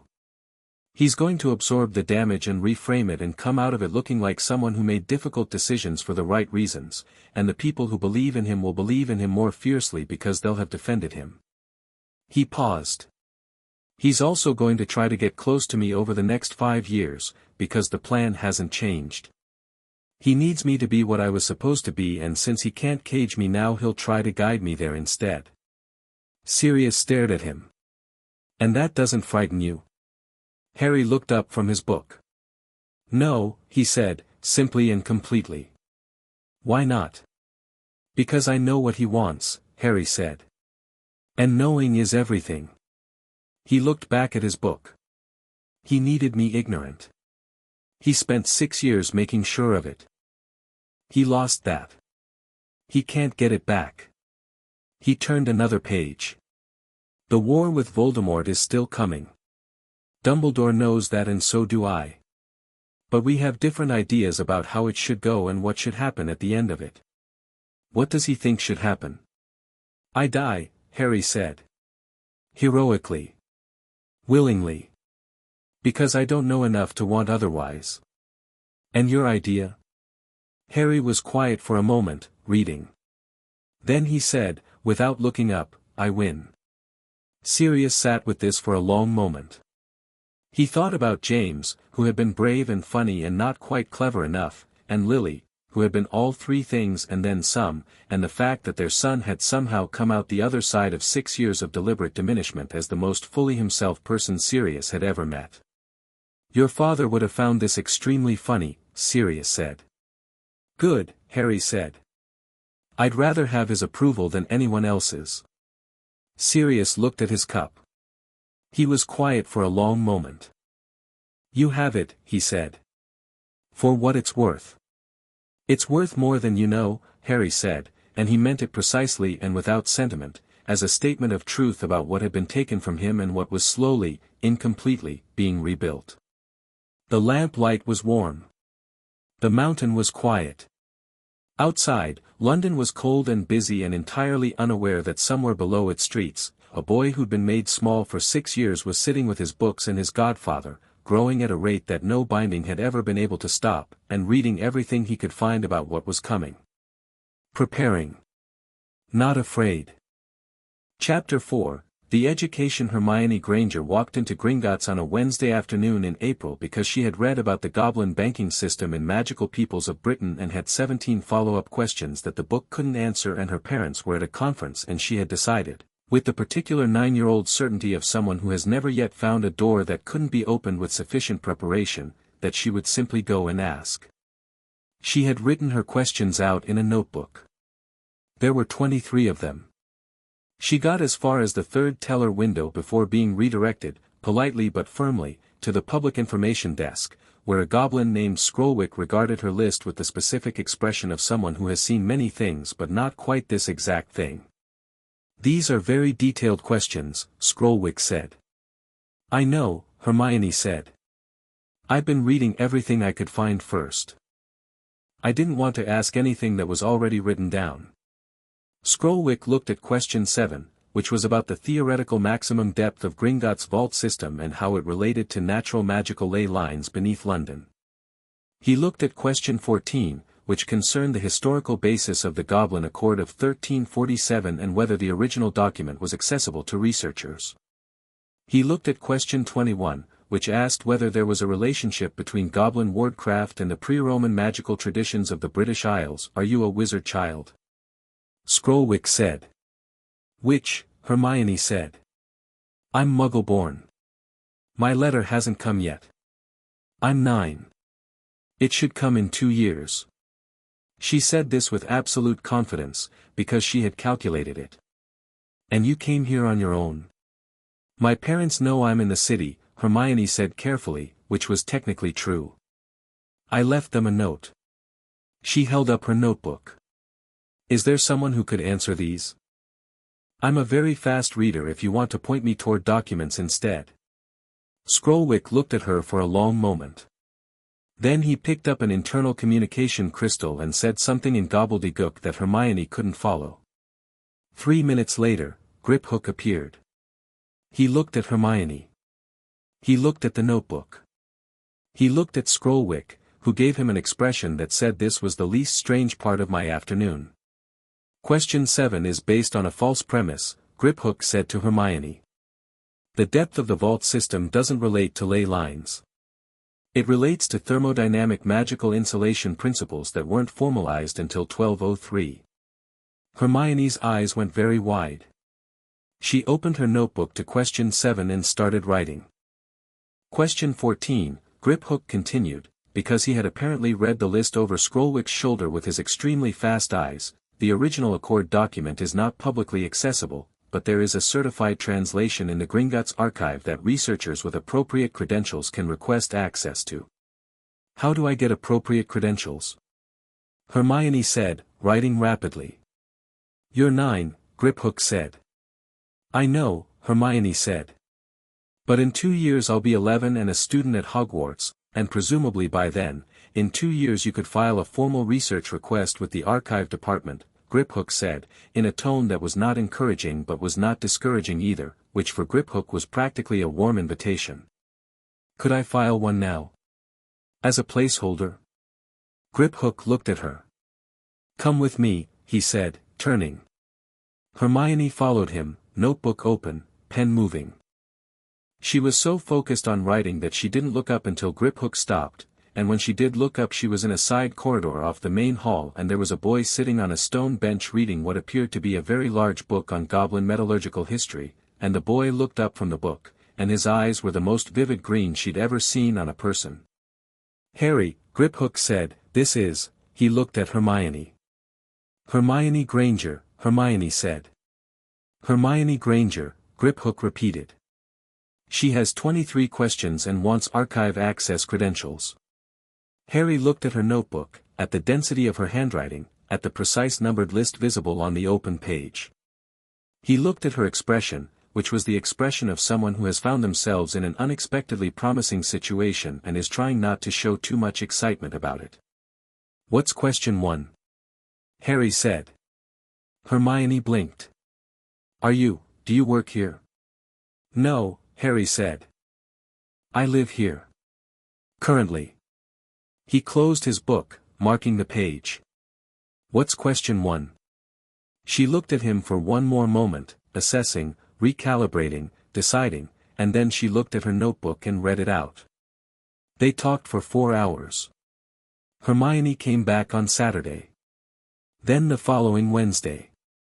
Then, after a conversation with her parents that Hermione described as very productive, and that had apparently involved considerable negotiation, she began coming twice a week with a structured permission arrangement that impressed even Ragnarok, who had dealt with human bureaucracy for over a century.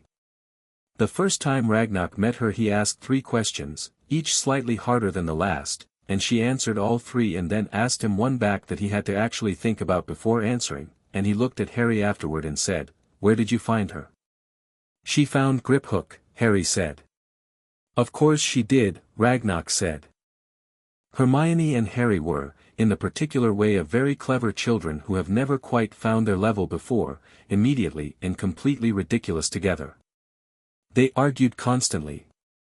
Not the unpleasant kind of argument, the productive kind, the kind where both people are going at full speed and neither one is pretending to agree and by the end of it they've both understood something neither would have reached alone. Harry thought in patterns and implications, pulling on threads from multiple directions at once. Hermione thought in structures and evidence, building carefully from proven foundations. They infuriated each other regularly and neither could stay away. "You jumped to the conclusion," Hermione would say. "I got there faster," Harry would say. "Getting there faster doesn't help if you're wrong." "I wasn't wrong. This time." "Show me a time I was wrong." The ley line argument last Tuesday. I acknowledged that immediately. After 20 minutes. That was fast for someone being wrong, I thought. She would give him the look that she was developing specifically for this situation, the one that communicated comprehensive exasperation without actually involving any words, and he would look back with that clear infuriating calm, and then one of them would say something else and they'd be off again, and Griphook would observe all of this from a corner with the expression of someone watching a particularly interesting weather event. Sirius, when he met Hermione, said, "Oh good. Now there are 2 of them." "I'm not like Harry," Hermione said. "No," Sirius agreed. "You're different flavors of terrifying. It's not the same thing, you're right." Hermione considered this and decided to accept it as a compliment. Harry's formal education during these years was not, by wizarding standards, conventional. He had no single teacher and no fixed curriculum, because Ragnarok had decided early on that attempting to fit Harry into a standard framework was like using a map of the garden to navigate a continent. Instead Harry had access, which was better. Access to Gringotts' archive, which contained 400 years of accumulated magical documentation. Access to Sirius, who had been an exceptional student at Hogwarts and retained the knowledge even when Azkaban had made everything else difficult to hold on to, and who found that teaching Harry was one of the few things that made his days feel solid and forward-moving. Access to Steelclaw's ongoing wardcraft sessions. Access to Griphook's walking conversations about goblin theory, which had escalated far beyond anything Griphook had intended and now regularly covered subjects that most seventh-year students wouldn't encounter. He read everything. This was not an exaggeration. He moved through the archive at a rate that alarmed the archive staff, who kept expecting him to start skipping things and who found instead that he was coming back with questions that demonstrated he'd read every word. History, magical theory, transfiguration principles, potion chemistry, ancient languages.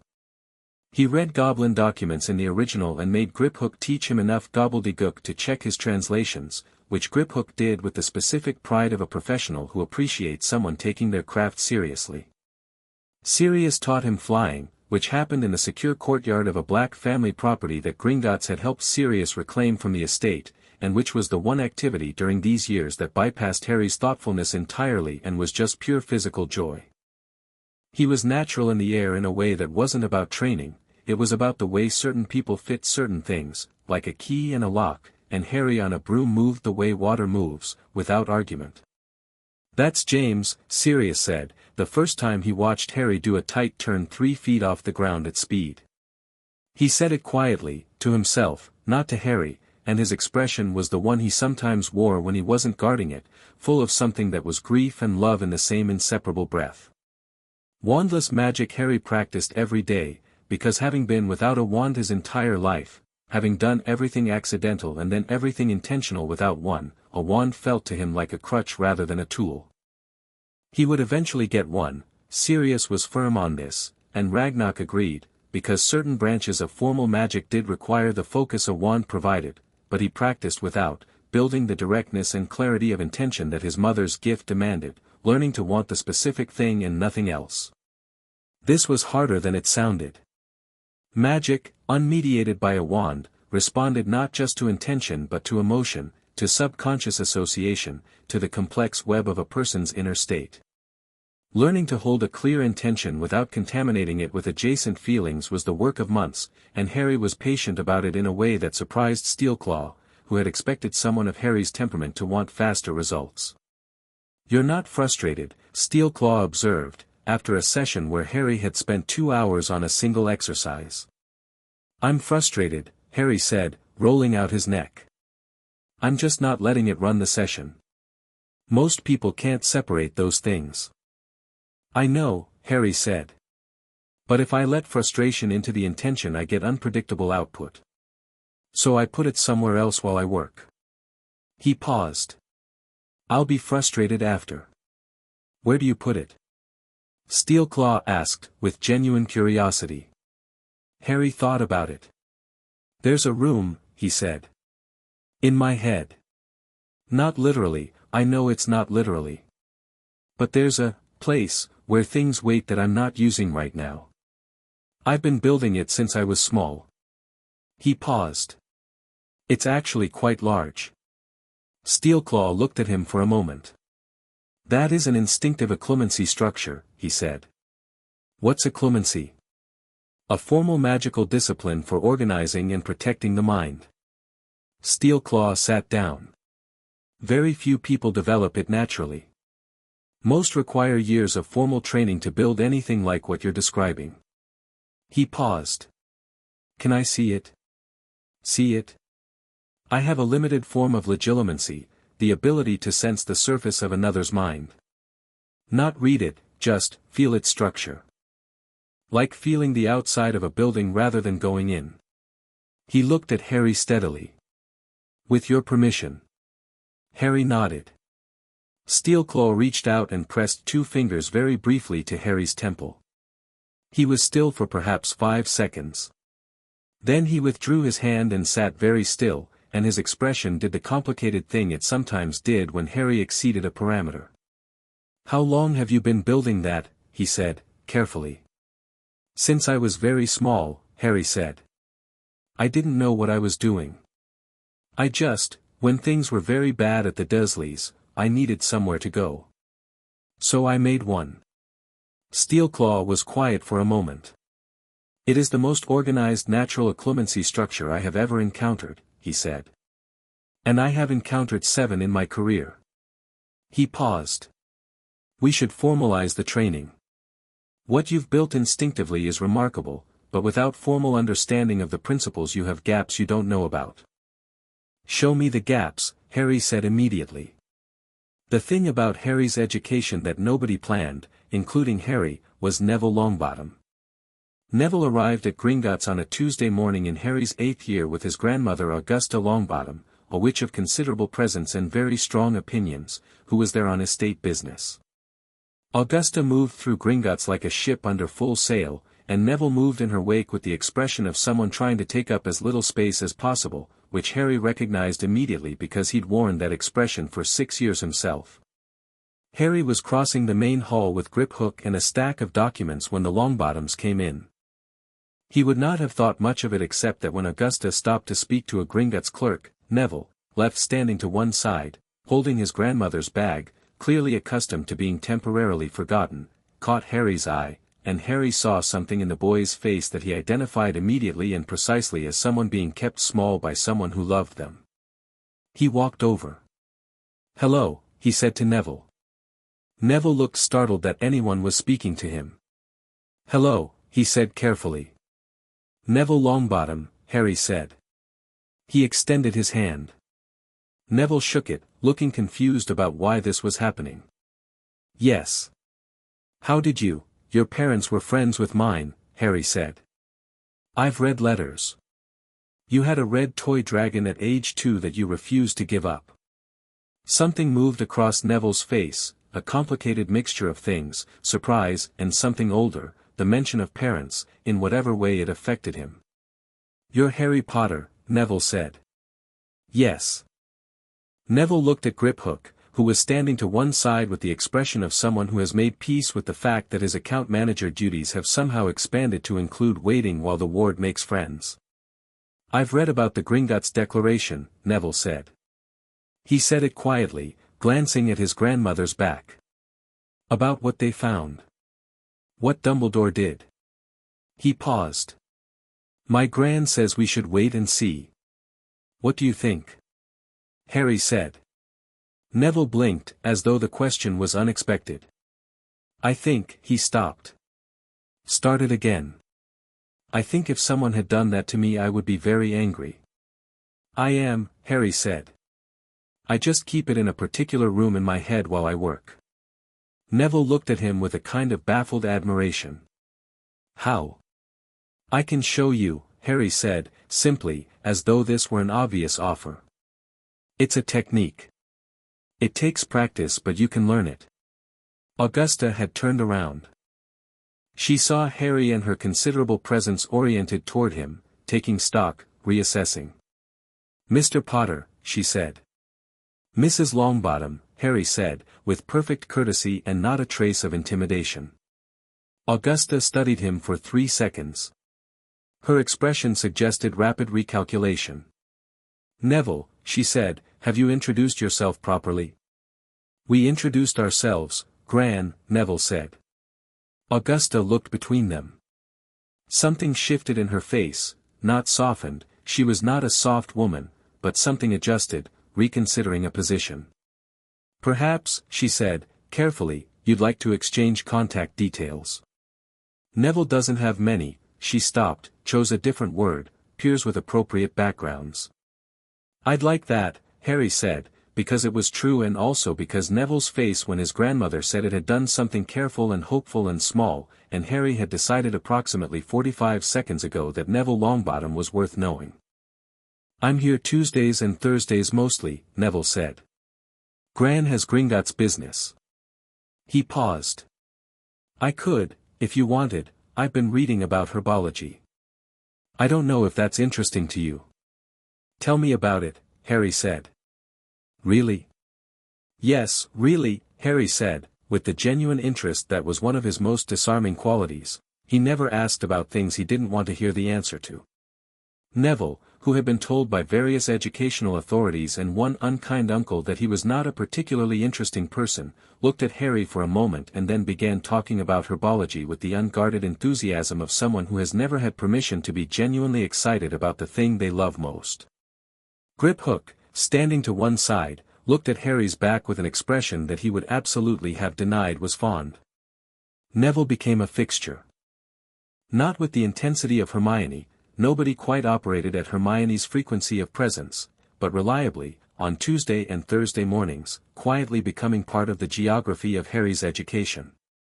He was remarkable with plants in a way that was deep and instinctive, the way Harry was deep and instinctive with people, and Harry spent a considerable amount of time one spring morning watching Neville coax a particularly resistant magical seedling into bloom with nothing but focused intention and patient attention, and then turned to Steelclaw and said, "That's intention-based magic, isn't it? He's doing it without knowing he's doing it." Steelclaw, who had come to watch, said, "Yes. Can you tell him that? It would be better coming from you."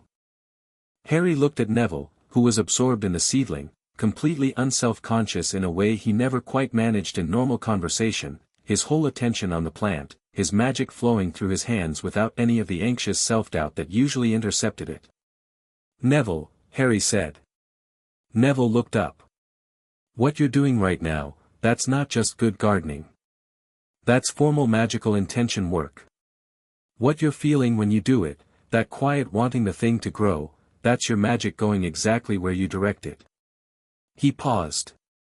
"You're actually brilliant at it." Neville looked at the seedling. He looked at his hands. He looked at Harry with an expression that was complicated in the specific way of someone who has been told they're not good at things for long enough that being told the opposite requires a moment of processing. "Gran says I'm not much good at, your Gran loves you," Harry said, "and wants you to be safe, and has decided that safety means fitting you into the shape of what she thinks a proper wizard looks like. Which is not the same as knowing what you're actually good at." He said this without judgment, just as a fact, as a piece of clear observation. "You have an extraordinary relationship with living magic. Growing things, things that are alive. Your magic communicates through patience and attention rather than force." He tilted his head. "That's rarer than people think." Neville was quiet for a moment. Then he said, "How do you do that?" "Do what?" "Just, say things. Like that. Without it being," he searched for the word, "without it feeling like you're trying to make me feel better." "Because I'm not trying to make you feel better," Harry said. "I'm telling you what I observe. What's true." He shrugged. "I've spent a lot of time being told things that weren't true. I prefer the other kind." Neville looked at the seedling one more time. It had bloomed, small and precise and perfect. He looked at it like he was seeing it properly for the first time. "Right," he said quietly. "Okay." The summer Harry turned 9, Sirius took him to Godric's Hollow. It was Harry's idea, and Sirius had been quiet about it for 3 days after Harry asked, which meant he was thinking about whether he could do it, not about whether Harry should. Harry gave him the 3 days without comment. They went on a clear morning, by side-along apparition, arriving in the village square. Sirius had his hand on Harry's shoulder and he kept it there as they walked, and Harry let him because he understood that Sirius needed the contact more than he did. The house was a ruin, preserved by some ministry order, a memorial plaque on the gate naming it a site of historical significance. The gate was rusted but not locked. Harry pushed it open. The front wall was gone. The roof was partial. The upper bedroom had been blown out by the curse's backlash on that night 15 years ago, and the October morning came through the gap like it owned the place. Harry stood in what had been the front room and was very still. He could feel it. The magic in the walls, not strong anymore, not active, but present the way a song is present in a room after the singer has left. His mother's magic, specifically, the particular quality of it that he'd come to know through the container she'd left in him. It was everywhere in the structure. She'd lived here. She'd loved here. She'd built something here on the night she died that had echoed through everything that came after. She was standing here, Harry said. He moved to a specific spot near the stairs, not because he remembered it but because the magic told him, a concentration of her presence, the spot where she'd made the final choice. She heard him in Godric's room. She came out of, he looked toward the kitchen, she'd been in there. And she heard it and she came out here and she went up, and she had already done it by then. She'd already made the choice. It was done. She just had to hold it. Sirius was standing in the doorway. He wasn't coming in. He was looking at Harry with grey eyes that were very bright and very still. She was 21 years old, Harry said. Yes, Sirius said. And Pettigrew told Voldemort where they were. Yes. And Dumbledore knew Pettigrew was the secret keeper. Harry turned and looked at Sirius. He knew. Not about the betrayal, but he pushed for Pettigrew as the choice, didn't he? He was the one who suggested it. I read the letters. Sirius was quiet for a moment. He suggested it as a misdirection. Your parents told me. Dumbledore thought that if the true secret keeper was unexpected, it would be safer. He paused. He was not wrong in theory. He could not have known Pettigrew was already a spy. Or, Harry said, he was building redundancy into the situation. If Pettigrew betrayed them, the Potters died, Voldemort came for me, my mother's protection activated, and the war ended. And if Pettigrew didn't betray them, Voldemort found them anyway eventually, or he found another way, and the plan still unfolded. He held Sirius's gaze. Either way, the outcome he needed was the same. Harry, Sirius said. I'm not saying he arranged it, Harry said. I'm saying he created conditions where multiple paths led to the same place. That's not the same as causing it. He turned back to the ruined room. It's the way he thinks. He builds the maze so that all the passages eventually lead where he wants. He doesn't push you. He just makes sure all the walls go the right way. Sirius came into the room then, finally, and stood beside Harry in the wreckage of the house where his best friends had died, and they were quiet together for a while. What do you want? Sirius said eventually. From all of this. Not strategically. Not against Dumbledore or against Voldemort. What do you actually want? Harry thought about this seriously, the way he thought about things he actually cared about. I want to be what she made me, he said finally. Not what he made me. Not some tool for the ending he needs. I want to live in the magic the way she did. The way she built. I want to use it the way it's supposed to be used, from the inside out, from wanting the actual thing, not he searched for it, not the performance of it. Not the dying beautifully version of it. And Voldemort? Voldemort is a consequence, Harry said. Of bad choices, bad teaching, a system that makes certain kinds of damage inevitable. He's real and he's dangerous and I'll deal with him. But I'm not going to spend my life being defined by him. He paused. I'm not what happened to me. I'm what I'm building. Sirius looked at his godson, 9 years old, standing in the ruins of his parents' house, lit by October morning light, with magic moving through him like weather through a mountain range, steady and vast and entirely his own. Merlin's beard, Sirius said softly. What? James and Lily, Sirius said. Just, both of them. At the same time. In one person. He shook his head. It's honestly a lot. Harry looked at him for a moment and then, finally, genuinely, not the small almost smile he'd been deploying since he was 6 years old but a real one, full and unguarded and briefly very young, he laughed. He was 10 when he first visited the Department of Mysteries. This was not authorized. This was, in fact, the kind of thing that would have caused several senior ministry officials to have feelings about it, had they known.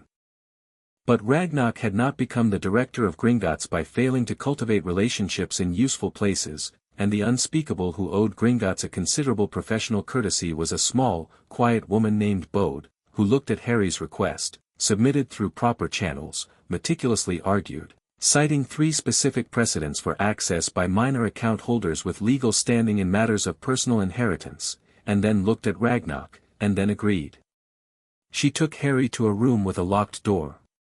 Behind the door was a large stone arch draped with a veil, and the veil moved in a room with no wind, and from behind it came sounds, voices, or something like voices, something that sat just at the edge of language. Harry stood in front of it and felt it the way he felt everything, deeply and specifically, and what he felt was not fear. "What is it?" he said. "We call it the veil," Bode said. "What it is exactly is the oldest open question in this department." "Death," Harry said. "That's what's on the other side." He wasn't asking. Bode was quiet. "My mother touched this," Harry said. "Not this, not here, but, the thing it represents. She went right to the edge of it and she used it." He tilted his head. "She made a doorway. She went right to the threshold and she used the momentum of it to push the protection through into me."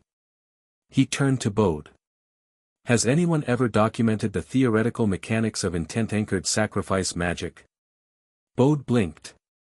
"There are some restricted papers, I'd like to read them," Harry said.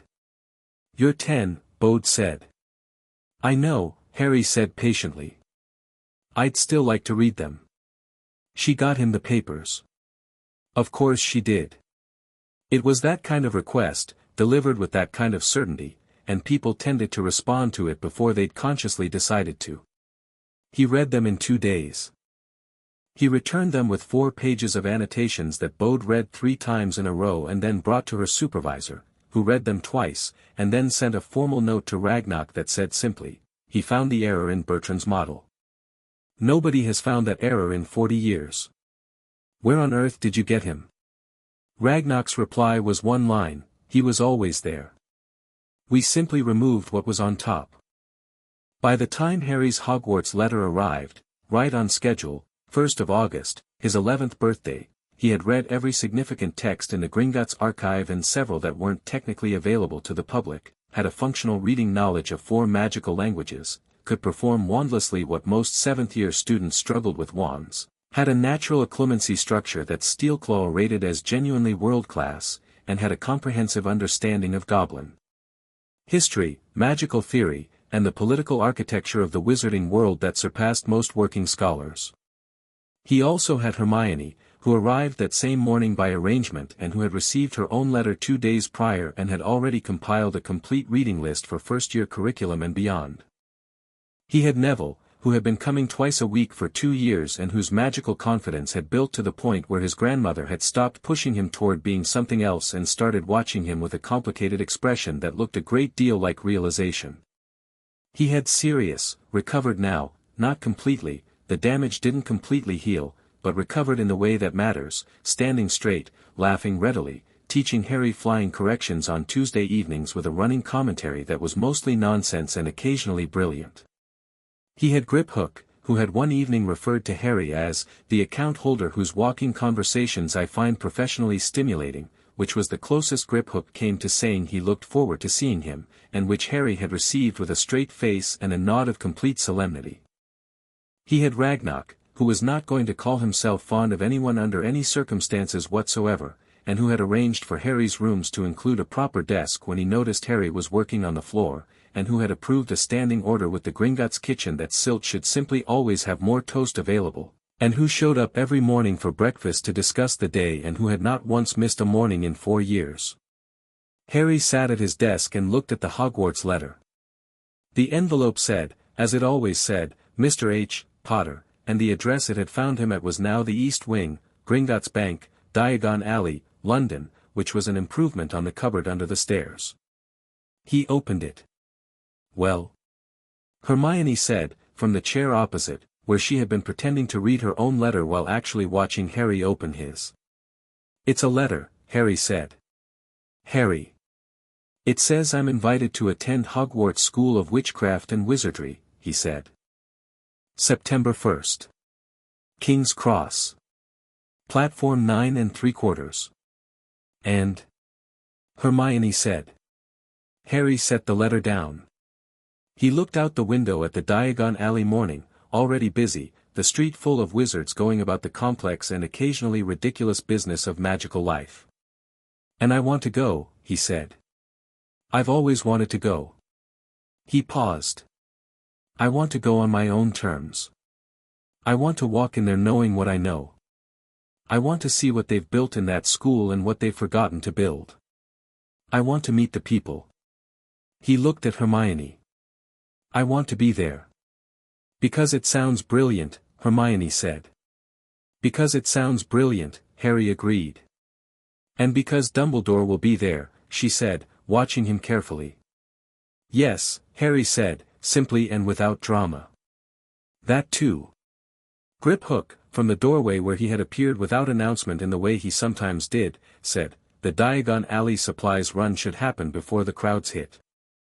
If we go now we'll be done by lunch." Harry stood up. He looked at the letter one more time. "Right," he said. "Let's go."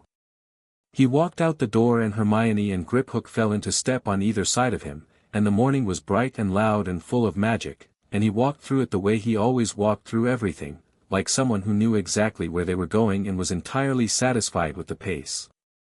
Chapter 5. The letter Diagon Alley on a Saturday in August was a particular kind of beautiful chaos. Every family with a first-year student had apparently decided that this specific Saturday was the correct day to purchase school supplies, and the result was a street so densely populated with wizarding families, floating trunks, and escaped owls that moving through it required either patience or a specific kind of confidence that simply expected the crowd to part. Harry walked through it like weather. Not because he was performing anything. Not because he wanted to be noticed. It was just that 5 years of magical development and Steelclaw's control exercises had given him a quality of presence that people felt before they saw him, a low steady warmth like a fire in a room, and crowds tended to accommodate it without quite knowing why. Hermione was taking notes. She had a small notebook specifically for Diagon Alley observations, which was separate from her general notebook and her Hogwarts preparation notebook and the notebook she used specifically for questions about goblin wardcraft. Harry had long since stopped being surprised by the notebook system. He had started cross-referencing it instead. Griphook walked on Harry's left with his arms folded and the expression of someone who finds the entire spectacle of wizard consumer behavior professionally tiresome but is present out of duty. In practice his sharp eyes were moving constantly, cataloging everything, missing nothing. Harry had discovered that Griphook's complaints about wizard society were mostly a delivery mechanism for acute observation, and he'd learned to listen to the observation rather than the complaint. "Madame Malkin's first," Hermione said, consulting her list. "Then flourish and blots. Then supplies. Wands last because it'll take the longest." "Agreed," Harry said. "Also I want to look at the advanced transfiguration section in flourish and blots even though it's not on the first-year list." "Obviously," Harry said. "And there's a new edition of Magical Theory by Adalbert Waffling which I haven't read yet and, Hermione," Harry said. "Yes. I know," he said. "We'll go to the advanced section." She closed her notebook with a satisfied snap. Madame Malkin's was crowded, naturally, and they waited for a few minutes, during which Harry occupied himself by listening to the conversations around him with the idle attention of someone who has learned that ambient information is usually worth collecting. Two families discussing Quidditch teams. A mother trying to manage 3 children simultaneously and succeeding at approximately 2 of them. A tall blonde boy being fitted near the window with the particular air of someone accustomed to receiving attention. Harry looked at the blonde boy the way he looked at most things, clearly, without judgment, collecting data. He saw, expensive robes, a practiced kind of ease that was not quite comfort, a father standing slightly behind him whose presence had a quality of pressure to it, the faint tension in the boy's shoulders that spoke of a performance ongoing. The boy caught Harry looking and met his gaze with the reflex of someone trained to compete. "First year," the boy said. It was the opening move of a social game Harry recognized: establish hierarchy early, before the other person has time to orient. "Yes," Harry said pleasantly. "Draco Malfoy," the boy said, with the name as credential delivery that some families trained into their children. Harry Potter, Harry said, with none of it. The name landed. Draco's expression did something rapid: surprise, recalculation, a specific kind of social hunger, before the practiced ease reassembled. Behind him, Lucius Malfoy went very still and then turned slowly, with the measured movement of someone controlling a significant reaction. "Potter," Lucius said. His voice was smooth and careful. "What a surprise." "Mr. Malfoy," Harry said, with the exact same courtesy he gave everyone. No warmth, no coldness, just precision. "I was not aware you'd be attending Hogwarts this year," Lucius said. "Given the rather public nature of your current arrangements." A pause waited with implication. "With the goblins." "Gringotts," Harry said. "Yes. They've been excellent." He looked at Draco. "You'll be in my year, then." Draco was watching his father, reading something in Lucius's controlled stillness, recalibrating his own position accordingly. "Yes," he said. "Good," Harry said simply, and turned back to Madame Malkin, who had appeared at his elbow with a measuring tape and the focused efficiency of someone with 6 other customers waiting. Grip Hook, from the doorway, had watched the entire exchange with sharp eyes and later told Ragnarok that Harry had handled the Malfoys the way you handle a door with an uncertain lock, not forcing it, not ignoring it, just establishing clearly that you know the mechanism. Ragnarok had said, "He's been watching how I handle difficult clients for 4 years. "Yes," Grip Hook said. "It shows." Flourish and Blots was managed in under an hour, which was impressive given that Hermione's browsing pace had a natural tendency toward geological timescales.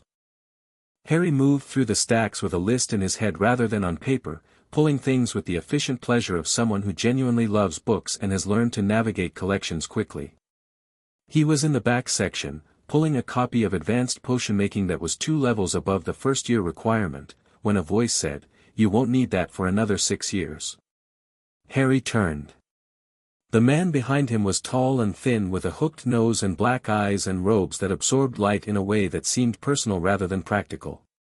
He looked like he had been annoyed since birth and had achieved a kind of peace with it. He was also, as Harry recognized immediately, the source of a very specific magical signature, controlled, dense, layered, the kind of magical structure that spoke of someone who has built their defenses the way engineers build bridges, with stress testing and deliberate redundancy. "Professor Snape," Harry said. Snape looked at him with the expression of someone recalibrating. He had clearly expected uncertainty or deference and was encountering neither. "Potter," he said. "How did you? Your picture is in the Hogwarts faculty documentation," Harry said.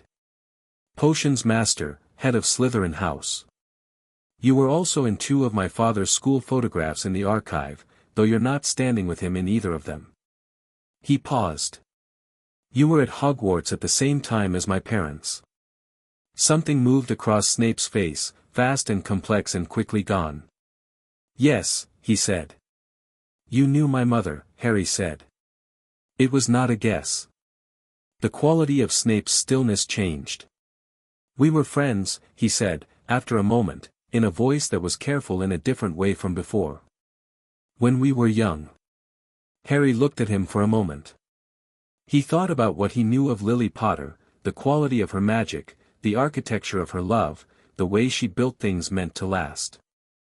He thought about the kind of person she would have been friends with. "She was extraordinary," Harry said. Snape looked at him sharply, as though checking the word for traps. He found none because there were none. "Yes," Snape said. "She was." "The potion in the case file from Gringotts," Harry said. "The one used to deliver 3 of Dumbledore's deeper bindings. It was an extremely sophisticated compulsion medium, designed to bypass standard detection. I read the forensic analysis twice. I don't know of many people who could have produced it at that level." He tilted his head. "Was it yours?" The silence that followed was thick enough to stand on. "No," Snape said. His voice was flat and very controlled. Harry held his gaze. Snape did not look away, did not flinch, met it with the particular quality of someone who has spent a long time making sure their face gives nothing away without permission. "I believe you," Harry said. Snape blinked. "Once, quickly." "Do you?" "Yes," Harry said. "Your signature would be recognizable anyway. I know what it looks like. I read Gringotts' complete magical forensic catalogue." He looked at the book in his hands and then put it back on the shelf, not because he didn't want it but because he already owned it. "I'll see you September 1st, Professor." He walked back toward the front of the shop, and Snape stood in the back of Flourish and Blots and looked at the shelf where the boy had been standing, and his expression was the one he wore when something had not gone as expected and he was still deciding whether that was bad. The wand maker's shop was last, as planned, because Ollivanders occupied a specific category of experience that deserved its own time and attention. Hermione had gone pale with anticipation outside the door, which Harry found entirely understandable. He was looking forward to it himself, not with nervousness but with the particular quality of interest he reserved for things he expected to be genuinely illuminating. The shop was narrow and wandering and smelled of wood shavings and something older, the deep particular smell of concentrated magical potential, and Mr. Ollivander was behind his counter before the door had fully closed. He was old in the way that certain things are old, not fragile old but ancient old, compressed old, everything irrelevant long since burned away. His pale eyes moved from Hermione to Harry and stopped. "Harry Potter," he said. He said it the way you identify a sound you've been listening for. "I wondered when you'd come." "I've been," he stopped. Something moved behind his silver eyes. "Waiting, perhaps, is not the right word. Curious." "About what?" Harry said. "About what you'd look like," Ollivander said. "After."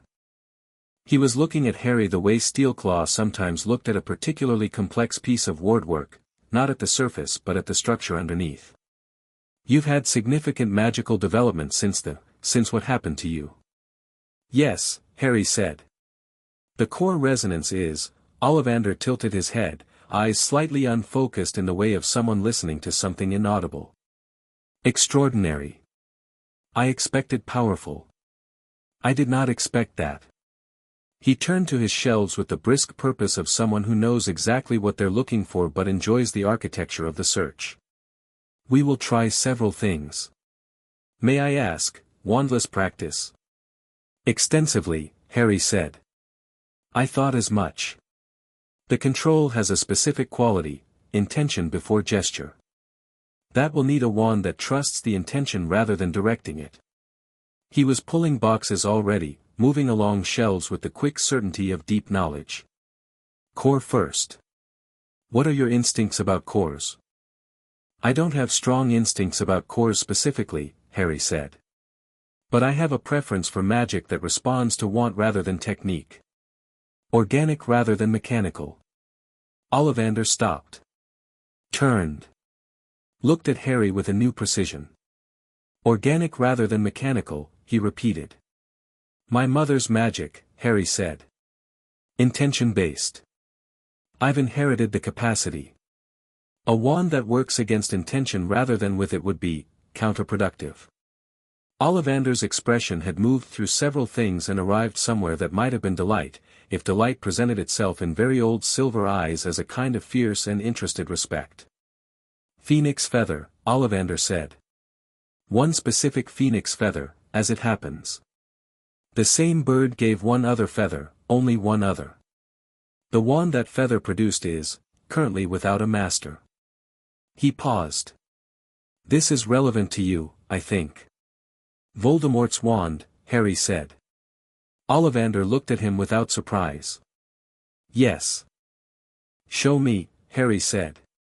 The wand was holly, 11 inches, pliable, and when Harry closed his fingers around it the magic moved through him like a river finding its original course, not the familiar magic of his own work, but something adjacent to it, something with a specific resonance that he identified immediately. "The connection," Harry said. "Yes," Ollivander said carefully. "I can feel him," Harry said, with the matter-of-fact quality of someone reporting a weather reading. "Not strongly." "Not now," he's very diminished. But it's there. He turned the wand in his fingers. This is a strategic asset. Ollivander blinked. Most people, he said, find the connection uncomfortable. Most people, Harry said, didn't have their cores systematically compressed for 6 years and then decompressed over 3 days by the best wardbreaker in the world. My tolerance for magical discomfort is fairly robust. He held the wand for another moment, listening, learning what there was to learn from it, and then set it carefully on the counter. I'll take it. It chose you, Ollivander said. We chose each other, Harry said. I knew what I was choosing. I wanted to be sure it did too. Ollivander looked at him for a long moment. Your mother was one of the greatest natural talents I ever wand, he said. She chose a willow wand, 10¼ inches, swishy, excellent for charms work, but she never limited herself to what it preferred. She pushed it past its natural tendency. He paused. She would have been very proud of you, Mr. Potter. Harry received this with the particular quietness he reserved for things that mattered enormously. Thank you, he said. That means a great deal.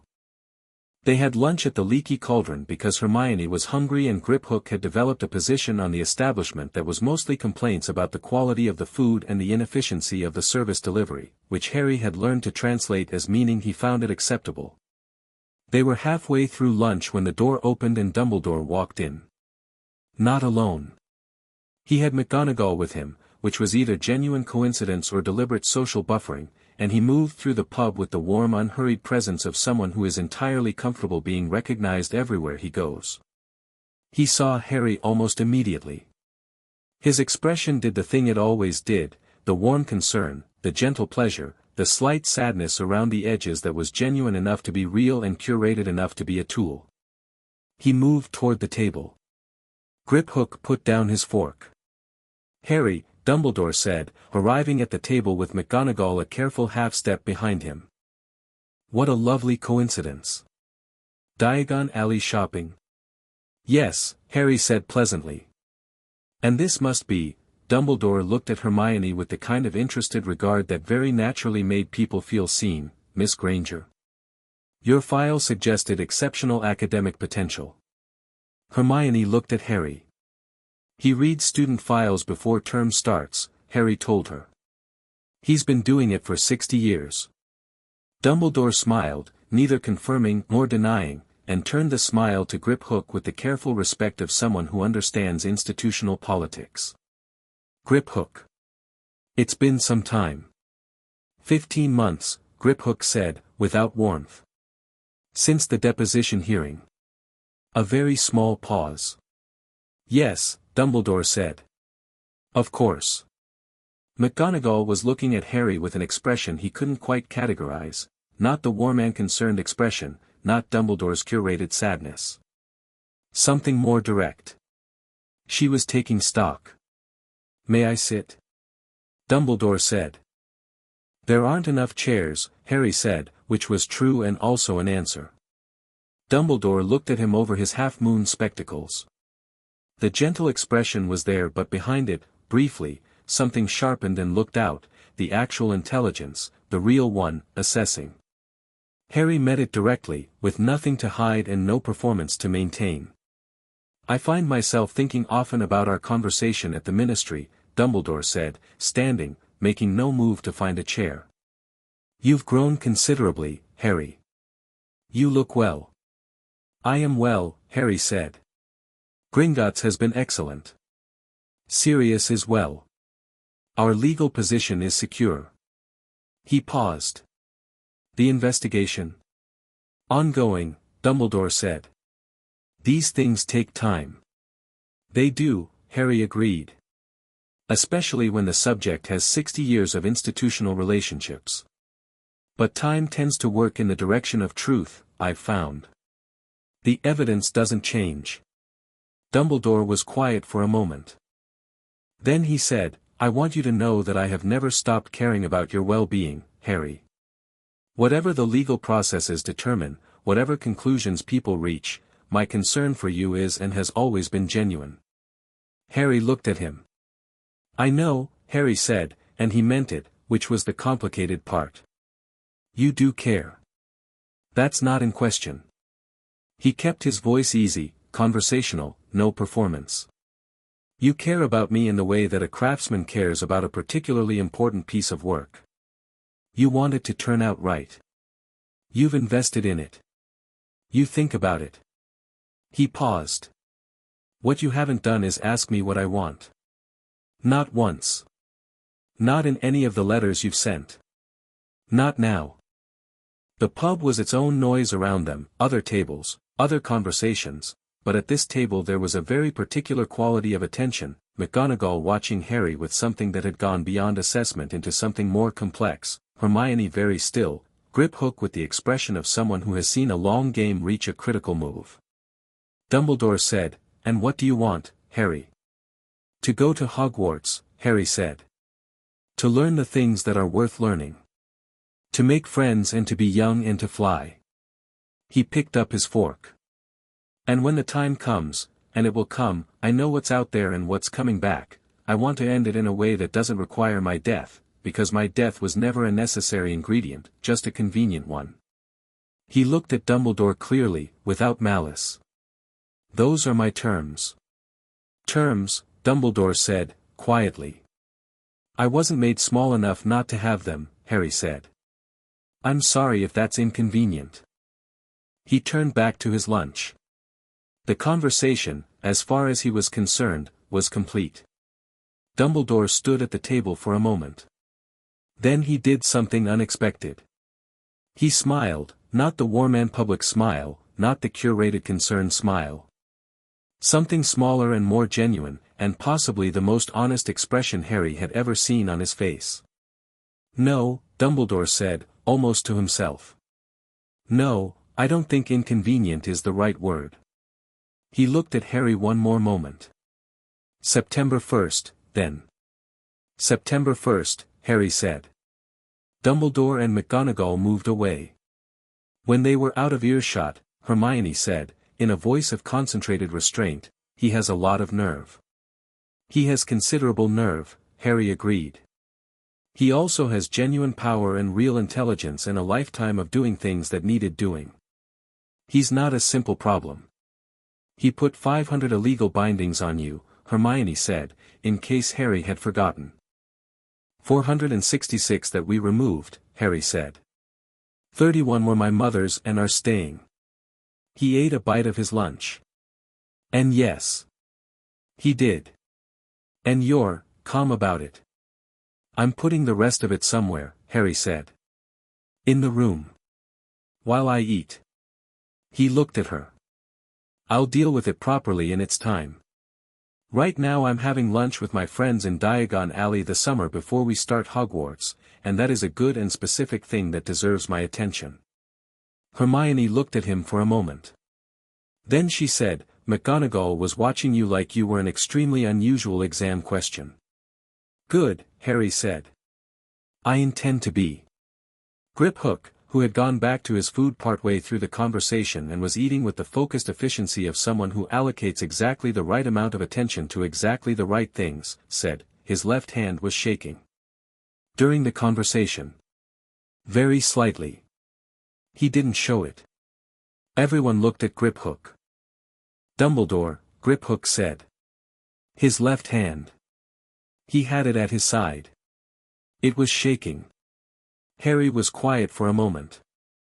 "He's afraid," Harry said. "Yes," Griphook said. "Of me, specifically, or of what I represent?" "Both," Griphook said. "Also I think he is not entirely well." The shake had a specific quality, I have seen it before, in account holders with significant magical damage. Usually from extreme curse contact. He paused.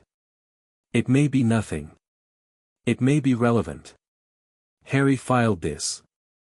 He filed it in the room and he would look at it later, and he ate his lunch, and the summer afternoon moved around them warm and bright and busy, and September came closer with every hour, and Harry felt it coming the way you feel weather before it arrives, not with dread, with readiness.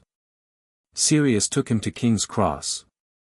They arrived early, which was Sirius's idea, and they stood on platform 9 3/4 in the thin September 1st morning, the scarlet engine breathing steam into the cool air, and Sirius had his hand on Harry's shoulder in the way he sometimes did, the way that had started the day they'd stood in the ministry corridor and hadn't quite stopped. "I want to tell you something," Sirius said. "All right," Harry said. "Your father was the bravest person I knew," Sirius said. "Not because he wasn't afraid, he was, sometimes, though he'd never admit it. But because he decided what mattered to him and he didn't let anything talk him out of it." He paused. "Your mother was the wisest. She saw everything clearly and she loved clearly and she didn't let the clarity make her cold." Harry looked at the train. "You have both," Sirius said. "You've had them all along. Nobody gave you those things, not me, not Ragnarok, not any of it. We just got the wire off." He took a breath. "I want you to know that." Harry was quiet for a moment. "I know," he said. "But you were there while I figured out what I was. That matters." He looked at Sirius. "Don't disappear while I'm at school." "Every bloody letter," Sirius said immediately. "I'll write to you so often you'll ask me to stop." "I won't ask you to stop." "Good," Sirius said, roughly. Hermione arrived with her parents, warm, slightly overwhelmed Muggle dentists who were being extraordinary about all of this, and Neville arrived with Augusta, who looked at Harry with the careful eyes of someone who has revised her position but won't yet say so, and who gave Neville a hug that was slightly fiercer than she probably intended and then walked very briskly away. Neville watched her go. "She's terrified for me," he said. "I know," Harry said. "She shows it strangely." "That doesn't mean it's not real." Neville nodded. He looked at the train. "What if I'm dreadful at magic," he said. "At proper school magic? What if, without the plants, what if, Neville," Harry said, with absolute certainty. "You are exceptional at magic. You have been doing intention-based work for 2 years and you have no idea how rare that is." He looked at his friend. "Hogwarts doesn't know what you can do yet. That's actually a position of considerable advantage." Neville looked at him. "You're not just saying that." "Have I ever just said anything?" Harry said. Neville thought about it. "No," he said. "You really haven't." "Get on the train," Harry said. The Hogwarts Express was everything a train going somewhere important should be, loud and warm and full of the particular energy of people at the beginning of something, and Harry found a compartment and settled into it and watched the platform fall away and London become countryside, and he felt, moving through him like the train's own rhythm, the specific rightness of being in motion towards something real. Ron Weasley crashed into their compartment at the 3rd stop because every other compartment was full, and he was apologetic and then not apologetic because Hermione immediately asked him a question about the pureblood family trees she'd been reading about and Ron answered it in a way that was direct and knowledgeable and entirely without pretension, and they were arguing amiably about the reliability of pureblood directory as a historical source within 4 minutes, which Harry watched with the satisfaction of someone observing a natural process. Ron noticed Harry eventually. He went slightly wide-eyed and then, visibly, decided to handle it normally. "You're Harry Potter," Ron said. "Yes," Harry said. "Right," Ron said. He looked at the lightning bolt scar, which was visible, and then looked away in the deliberate way of someone choosing not to make it a thing. "Fred and George said you've been living at Gringotts for years. Is that true?" "Yes." "That's brilliant," Ron said, with entirely genuine enthusiasm. "Can you get into any vault?" "No," Harry said. "Obviously not." "Worth asking," Ron said cheerfully. He pulled out a packet of chocolate frogs from somewhere in his robes, offered them around, and settled into the compartment with the unself-conscious ease of someone who has 5 siblings and has never once been concerned about fitting in somewhere. "So you know Neville then? He mentioned you." "Yes," Harry said. "What did he say?" "That you told him he was brilliant at magic and he almost cried," Ron said. "Which, no offense to Neville, is very on brand." He is brilliant at magic, Harry said. I know, Ron said. I've always thought, not that anyone asks me, I've always thought Neville'd be outstanding once he stopped apologizing for existing. He ate a chocolate frog with the speed of someone who has learned to eat fast in a house with 5 siblings. What are you hoping to get sorted into? Does it matter? Harry said. Ron considered this. Not really. Family's all been Gryffindor. My mum'll be devastated if I'm not. I'll be fine, probably, the expectation's a thing. Yes, Harry said. I know about expectations. Ron looked at him and had the intelligence to understand that this was not small talk. Right, he said. Yeah, fair enough. They played Exploding Snap for 2 hours and Ron was competitive and funny and lost twice and didn't make it anyone else's problem, which Harry noted as a specific kind of character quality. He pulled a Dumbledore card from a chocolate frog packet and held it up.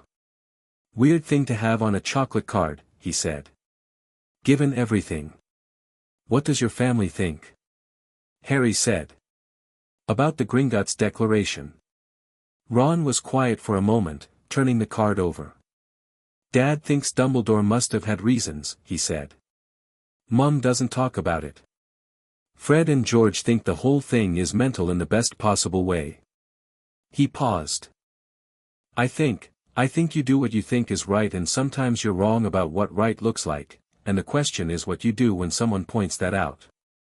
He put the card in his pocket. And what he did when someone pointed it out was, not great. No, Harry agreed.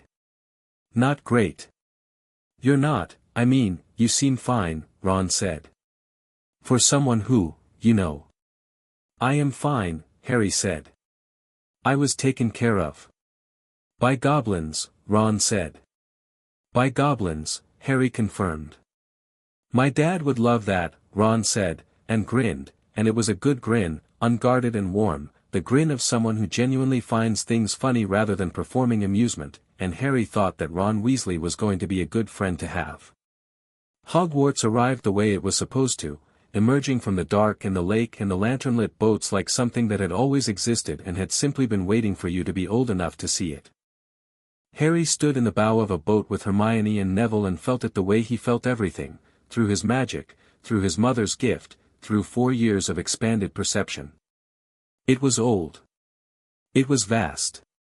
It was layered with centuries of accumulated magic in a way that made the air taste different, and every stone in it was saturated with the residue of 100,000 spells and 100,000 students and 100,000 moments of genuine human magic, and Harry thought that it was entirely possible to love something before you'd even walked through its door. The great hall was golden and enormous and the enchanted ceiling showed September stars, and Harry walked in among the first years and felt the weight of everyone's attention like weather on his skin, and he walked through it easily and took his place in the line and waited. Dumbledore was at the high table. He looked at Harry once, briefly, with that small genuine expression from the leaky cauldron, not the performance, the real one. Harry nodded, once, acknowledging it. McGonagall brought out the Sorting Hat, and it was old and patched and broke into its song, and Harry listened to it with the same attention he gave everything.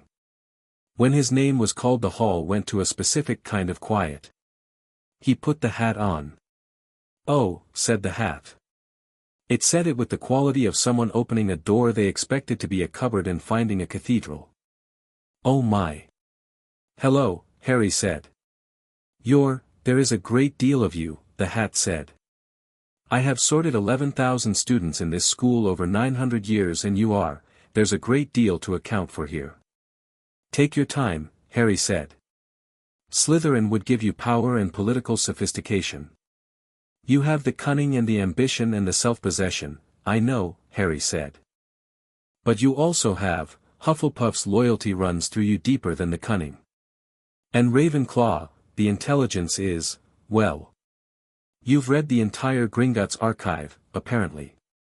Most of it, Harry said. Gryffindor, the hat said, almost to itself, is bravery. Nerve. Daring. Most of my Gryffindors have it in the sense of not being afraid. You are not afraid of anything, which is different. You are unconstrained. The bravery is, it's not the absence of fear. It's something else. It's conviction, Harry said. Yes, the hat said. That exactly. A pause. I know where I want to be, Harry said. Yes, said the hat, and its voice was somewhere between resignation and admiration. I know you do. Gryffindor, shouted the hat. The Gryffindor table erupted. The sound hit Harry like a wave as he lifted the hat from his head, and he handed it back to McGonagall, and she was looking at him with that expression again, the one that had moved past assessment, and he walked to the Gryffindor table and sat down between Ron and Neville had already been sorted, Gryffindor, to Augusta's simultaneous relief and surprise, and was grinning, and Ron was grinning, and Hermione came 3 names later, slamming into Gryffindor before the hat had properly settled, and sat across from Harry with bright eyes and a satisfaction that she was not going to describe as excitement because she was above that, except obviously she wasn't. Harry looked down the table. He looked up at the high table. He looked at the enchanted ceiling and the stars beyond it. He was here. On his terms. Knowing what he knew. He picked up his fork as the feast appeared, and he thought about his mother building things meant to last, and his father laughing, and Ragnarok at his desk in the mountain, and Sirius in the courtyard with a broom and a running commentary. He thought about what was coming. He was not afraid of it.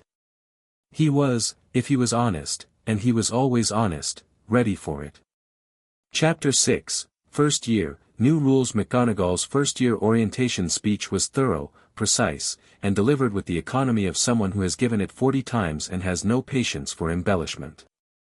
Harry listened to it completely and filed everything useful, which was most of it, because McGonagall was not a woman who wasted words.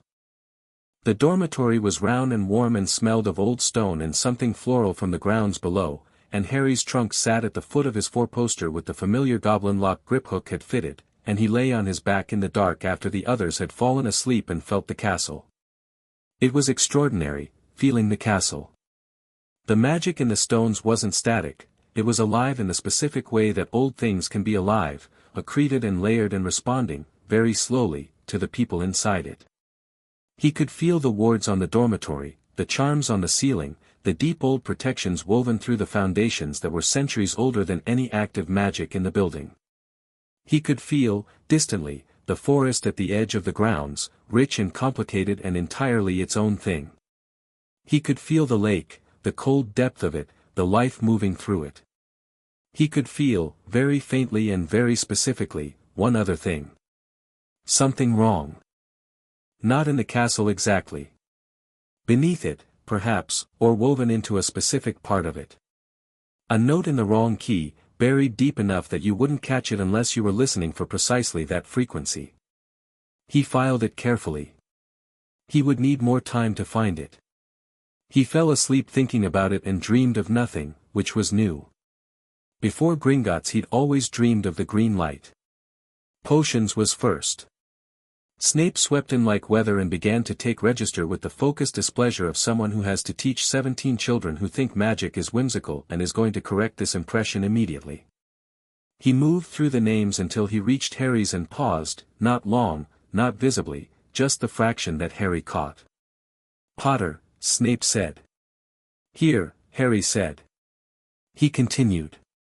When the register was done he looked at the class with the expression of someone about to make a point.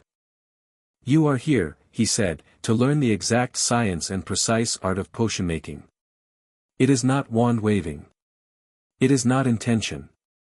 It is not talent. His eyes moved briefly to Harry. It is knowledge, patience, and exactitude. Those who possess none of these things will find themselves achieving nothing. He paused. Those who possess them may, in time, bottle fame, brew glory, and stop or death. He let this land. Mr. Potter. Can you tell me what I would get if I added powdered root of asphodel to an infusion of wormwood? The class went very still with the specific tension of people watching someone be tested. The draught of living death, Harry said. One of the most powerful sleeping potions known. The asphodel and wormwood combination produces a sedative compound at the molecular level that suppresses the nervous system so thoroughly that vital signs become undetectable. He paused. The version in magical drafts and potions is the standard formulation. There's a more efficient preparation in Libacious Borgia's notes in the restricted archive. The temperature control in step 4 is the critical variable most texts get wrong. The silence was a specific kind of silent. Snape's expression did not change. His eyes narrowed very slightly. The restricted archive, he said. Gringotts has an extensive potions research collection, Harry said. Borage corresponded with several goblin healers in the 1940s. The letters were archived. Snape looked at him for 3 full seconds. Then he continued his demonstration without comment, which was, Harry understood, as close to acknowledgement as Snape came in a classroom. Hermione, beside Harry, was writing at a speed that suggested she was trying to get down both Snape's words and Harry's simultaneously. She whispered, Borgia's notes are in the restricted archive. I'll write to Griphook, Harry whispered back. You don't have to, I know, Harry said. I will anyway. Snape stopped walking.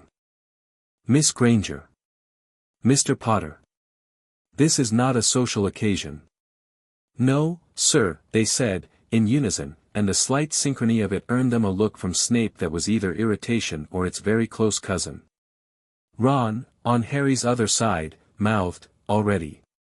The practical portion of the lesson involved brewing a simple boil cure potion, which Harry completed in 23 minutes with a result that Snape examined in silence for a moment before moving on without comment.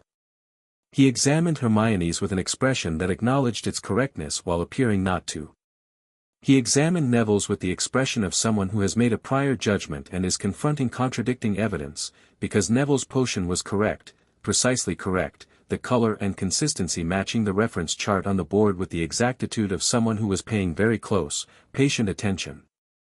Longbottom, Snape said. Neville braced. The consistency is correct, Snape said. Just that. He moved on. Neville looked at Harry. Harry looked back and his expression said, see. Neville's expression said, don't make it a thing. Harry's expression conceded this. After the lesson, in the corridor, Ron said, Snape's not as bad as Fred and George said. Fred and George probably weren't as interested in the subject as you are, Harry said. I'm not particularly interested in potions, Ron said. You were watching every demonstration, Harry said. You were tracking the temperature adjustments even when Snape wasn't pointing them out.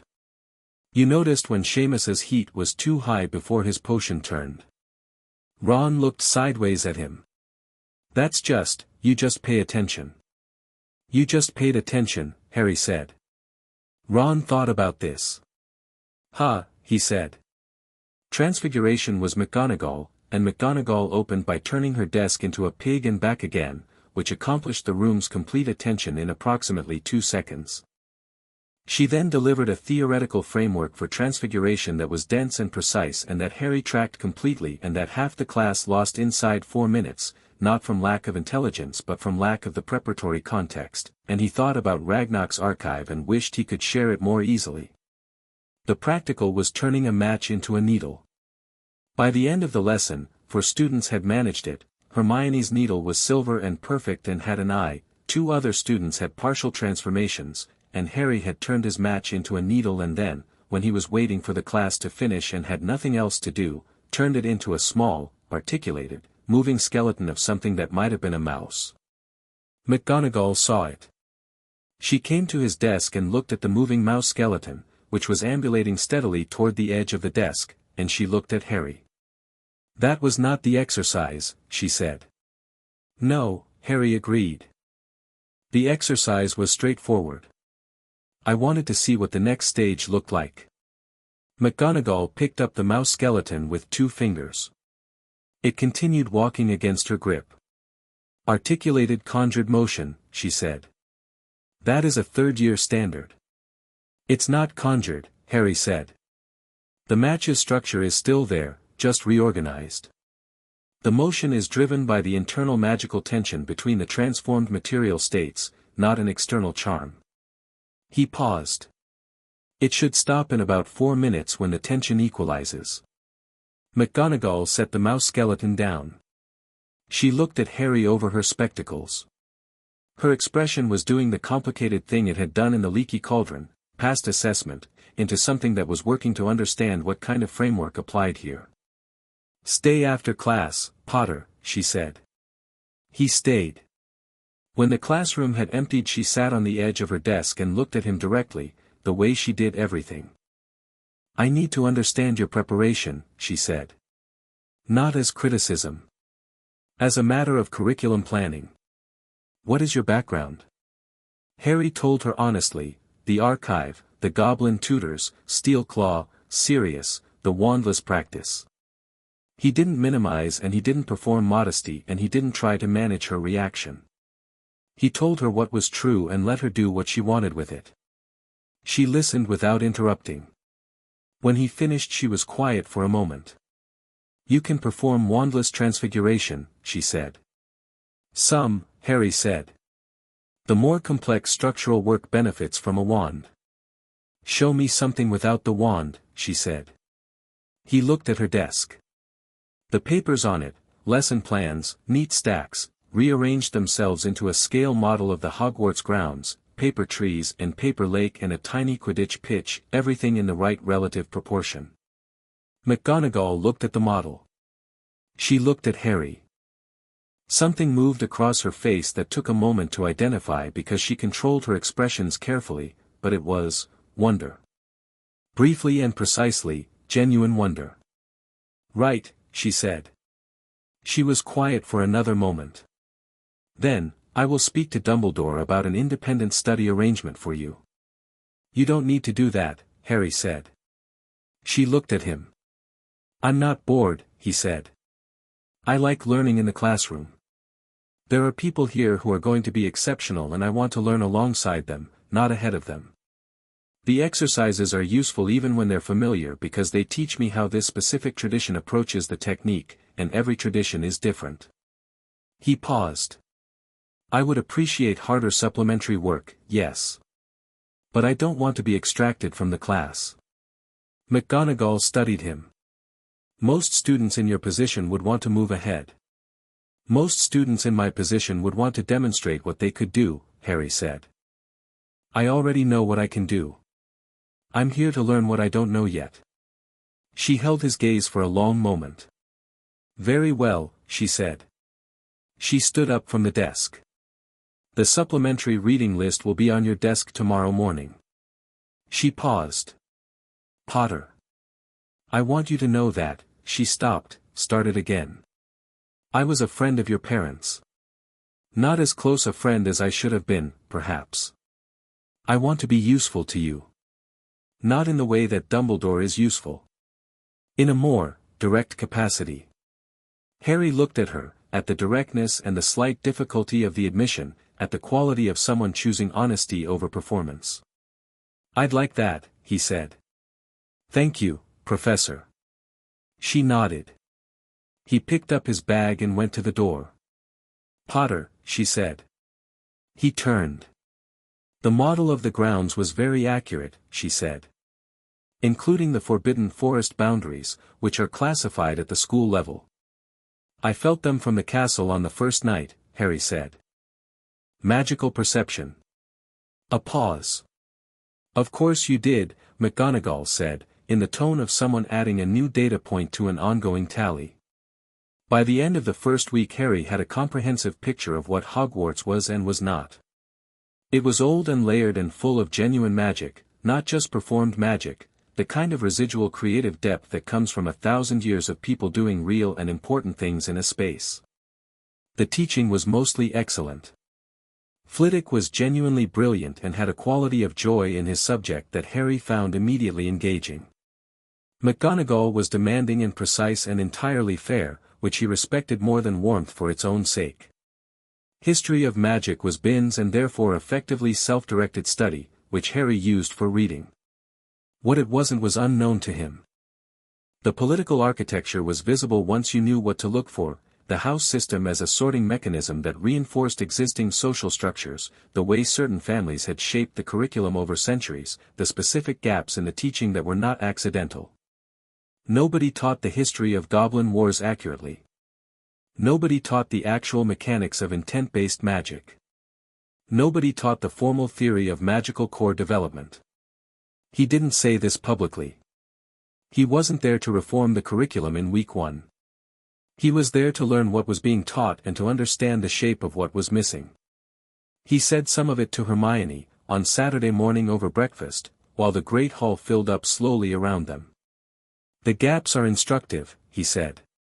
What you choose not to teach is as revealing as what you do. The history of magic curriculum is genuinely dreadful, Hermione said, with feeling. I've read 4 books on the Goblin Wars and none of them agree with what Binns said, and at least 2 of them present evidence that directly contradicts. Which ones did you read? Harry said. She listed them. Harry said, read Ironclaw's account, in the original gobbledygook if you can manage it. Griphook will translate if you ask him. I can't read gobbledygook, Hermione said. You can learn gobbledygook, Harry said. She picked up her notebook. I'll need materials. I'll write to Griphook, Harry said, which was becoming a refrain. Neville arrived at breakfast looking like someone who had survived something. He sat down, looked at his plate, and then said, I grew the mandrake seedlings to 3 times the expected size overnight. Harry and Hermione looked at him. Sprout found them this morning, Neville said. She came to find me. She asked how I'd done it. He picked up his fork slowly. I told her I'd been working on plant-focused intention magic. She asked if I could demonstrate it. He paused. She wants to write to the herbology faculty at Beauxbatons about it. Neville, Hermione said, with the specific quality of delight she reserved for other successes. She called it a rare and instinctive gift, Neville said, with the expression of someone still processing words that don't fit their existing model of themselves. Rare and instinctive. I told you, Harry said. You told me, Neville agreed. He ate a bite of toast. His hands were very steady. I'm not going to apologize for existing anymore, he said, as though announcing a policy decision. Good, Harry said. It'll take practice, Neville said honestly. But I'm going to try. That's all it is, Harry said. Just practice. Ron arrived last, slightly out of breath from what he described as an encounter with a trick staircase that had taken him to entirely the wrong floor. He sat down, loaded his plate, and said, I played chess with a 3rd year last night and won. Standard chess or wizard chess? Hermione asked. Wizard. He was, apparently he's been undefeated for 2 years. Ron shrugged. His strategy was very predictable. You see chess in 3 dimensions, Harry said. You anticipate cascading moves. Most people play reactively. I just play, Ron said. That is exactly what I mean, Harry said. Ron looked at him. You do that thing where you identify what people are good at and then just say it. Yes, Harry said. It's a bit much, honestly, Ron said, without heat. I'm trying to be normally modest here and you're out here just, he gestured. I'll stop if you'd like, Harry said. Don't stop, Ron said immediately. The thing beneath the castle was a problem Harry kept returning to. He explored the feeling methodically over the next several weeks, the way he explored everything, patiently, without forcing, expanding his perception outward at night when the castle was quieter and the ambient magical noise of 1,600 students doing daily magic was reduced. He mapped it slowly, working inward from the outer edges of the wrongness toward its source. It was on the 3rd floor. He knew that by the end of September. It was behind a door that was locked in a specific way that was not a standard locking charm, it was a deliberate magical barrier, multiple layered enchantments, the kind of thing you put on something you need to keep people away from. He catalogued the enchantments without touching them. He recognized some of Dumbledore's signature in them, and he recognized the headmaster's signature in the overall design of the arrangement, the fingerprint of someone who builds mazes. He went to the library and read about Nicholas Flamel. It took 4 days of oblique searching because Nicholas Flamel was not a person who appeared prominently in standard references, and the specific book that would have given him the answer, Great Alchemists of the 12th Century, had been removed from the shelf, which was itself informative. But between alchemy, ancient art and modern science, a cross-reference in notable magical discoveries, and a footnote in a book on the history of the philosopher's stone that hadn't been removed because it was genuinely boring outside of that one footnote, he had the full picture by the second week of October. He told Hermione, who had independently been working on the same question from a different angle, and she said, "So Dumbledore moved a priceless object of immense power into a school full of children, with protections designed to be passable by a student, specifically to create a situation where someone would try to steal it and could be caught." "Not caught, exactly," Harry said. She looked at him. "What do you mean?" "A trap," Harry said, "has a specific purpose. You build it to catch a specific thing." He paused. "If Voldemort's spirit is what we think it is, diminished, bodiless, surviving by possession, then he needs a vessel. He'd use a person. Someone with access to Hogwarts. And if that person died trying to steal the stone, Voldemort would be driven out," Hermione said, following it. "Again. Without the stone." "Yes," Harry said. "It's elegant, if you don't care too much about the vessel." Hermione's expression did something sharp. "Someone is going to die trying to steal it." "Someone is going to try," Harry said. "Whether they die depends on variables Dumbledore can't fully control. But he's built the situation so that the attempt is likely, the stone is bait, and the attempt's failure serves his larger goal." He paused. "The person who tries to steal it is probably Quirrell. The defense teacher. His magical signature has been uncomfortable to me since the first day," Harry said. "There's something wrong with it. Something in the wrong place. Like a chord with one note that doesn't belong." He paused. "I think Voldemort is there. In Quirrell." Hermione sat very still. "In him, like, possessing him?" "Yes," Harry said. "It would explain the turbaned head. It would explain why his signature reads doubled. And it would explain why Dumbledore has him teaching defense rather than removing him. He wants him near the stone, within reach, so the attempt happens on his timeline and in his location." "Harry," Hermione said. "If that's true, and Dumbledore knows Voldemort is possessing a teacher in his school," "He does know," Harry said quietly. "I believe he does." Hermione looked at him. "That's monstrous." "It's the maze," Harry said. "All the walls go the right way. This is what I meant about his thinking." He wasn't angry, saying it. He was just clear. He has been building toward a specific ending for 30 years and everything between here and there is a mechanism for arriving at it. What are we going to do about it? Hermione said, which was the right question, the exact right question, and Harry looked at her with appreciation for the fact that she'd gotten there immediately. "Not yet," Harry said. "I want to understand the full shape of it first. There are variables I don't have." He paused. "But we're not going to let anyone die in a trap set by Dumbledore for Voldemort in our school while we watch." "Obviously not," Hermione said, with heat. November arrived with cold and Quidditch tryouts and the specific social architecture of a first-year class settling into its configurations. Harry had been noticed, inevitably, in the way that powerful things in small spaces get noticed, not because he performed anything, just because he was what he was and rooms were not large enough to dilute it. Some of it was the name, which carried its own weight regardless of anything he did. Some of it was the other thing, the thing that people felt before they understood it, the quality that Ragnarok had once described as unconstrained. Malfoy had been circling at a careful distance since the first week, performing a kind of careless attention, watching Harry the way you watch someone you haven't figured out yet. He had attempted twice to establish the social hierarchy that he'd been raised to expect, and both times Harry had simply declined to participate, not coldly, not with dismissal, just with the indifference of someone who is genuinely not worried about the hierarchy, which was more confounding to Malfoy than open conflict would have been.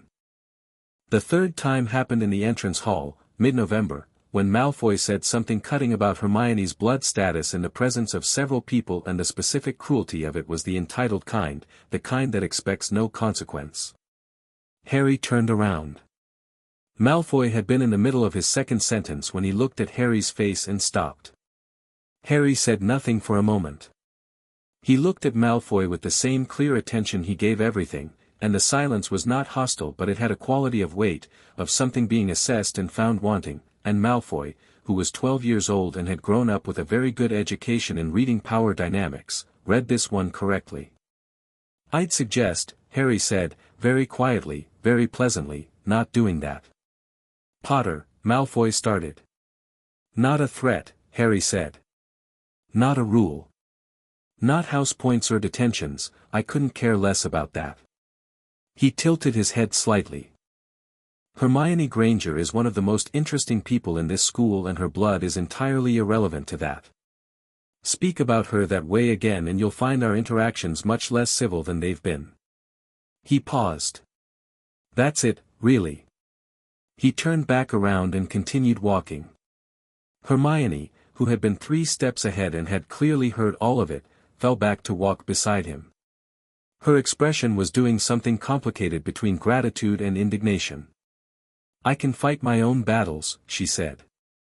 "I know," Harry said. "I wasn't fighting your battle. I was establishing a position." He glanced at her. "Did you want me not to?" She thought about it honestly, the way she thought about things. "No," she said. "It's fine. It was good, actually. The way you did it was," she searched for the word. "Effective," Ron suggested, from behind them, where he had been following the whole thing with bright interested eyes. "Effective," Hermione agreed. Behind them, Malfoy was walking in a different direction with an expression that was somewhere between discomfited and recalculating. He hadn't apologized. Harry hadn't expected him to. But the calculation had changed, and that was what mattered. The Quidditch tryout was not something Harry had planned. He had planned to watch, because watching first was generally useful, and he had been watching from the stands with Ron when the tryout descended into an argument about a broom that had gone wrong, and then someone's practice quaffle fell from a bag 40 feet above the pitch, and Harry was in the air before he'd consciously decided to move, on someone's borrowed school broom, and he caught the quaffle one-handed at the exact altitude that made it not hit a second year's head. He hovered for a moment. He looked at the quaffle. He looked at the second year, who was looking up at him with enormous eyes. He descended and handed it over. Madame Hooch, who had seen all of this from the ground, said, "Potter. Office. Now." She meant Wood's office, and Oliver Wood, the Gryffindor Quidditch captain, was in it, and he watched the whole thing from his window, and he sat across from Harry with the expression of someone trying to decide how to begin a sentence. "That was a Wronski feint entry," Wood said finally. "Modified. Nobody in this school can do that entry. That is a professional move."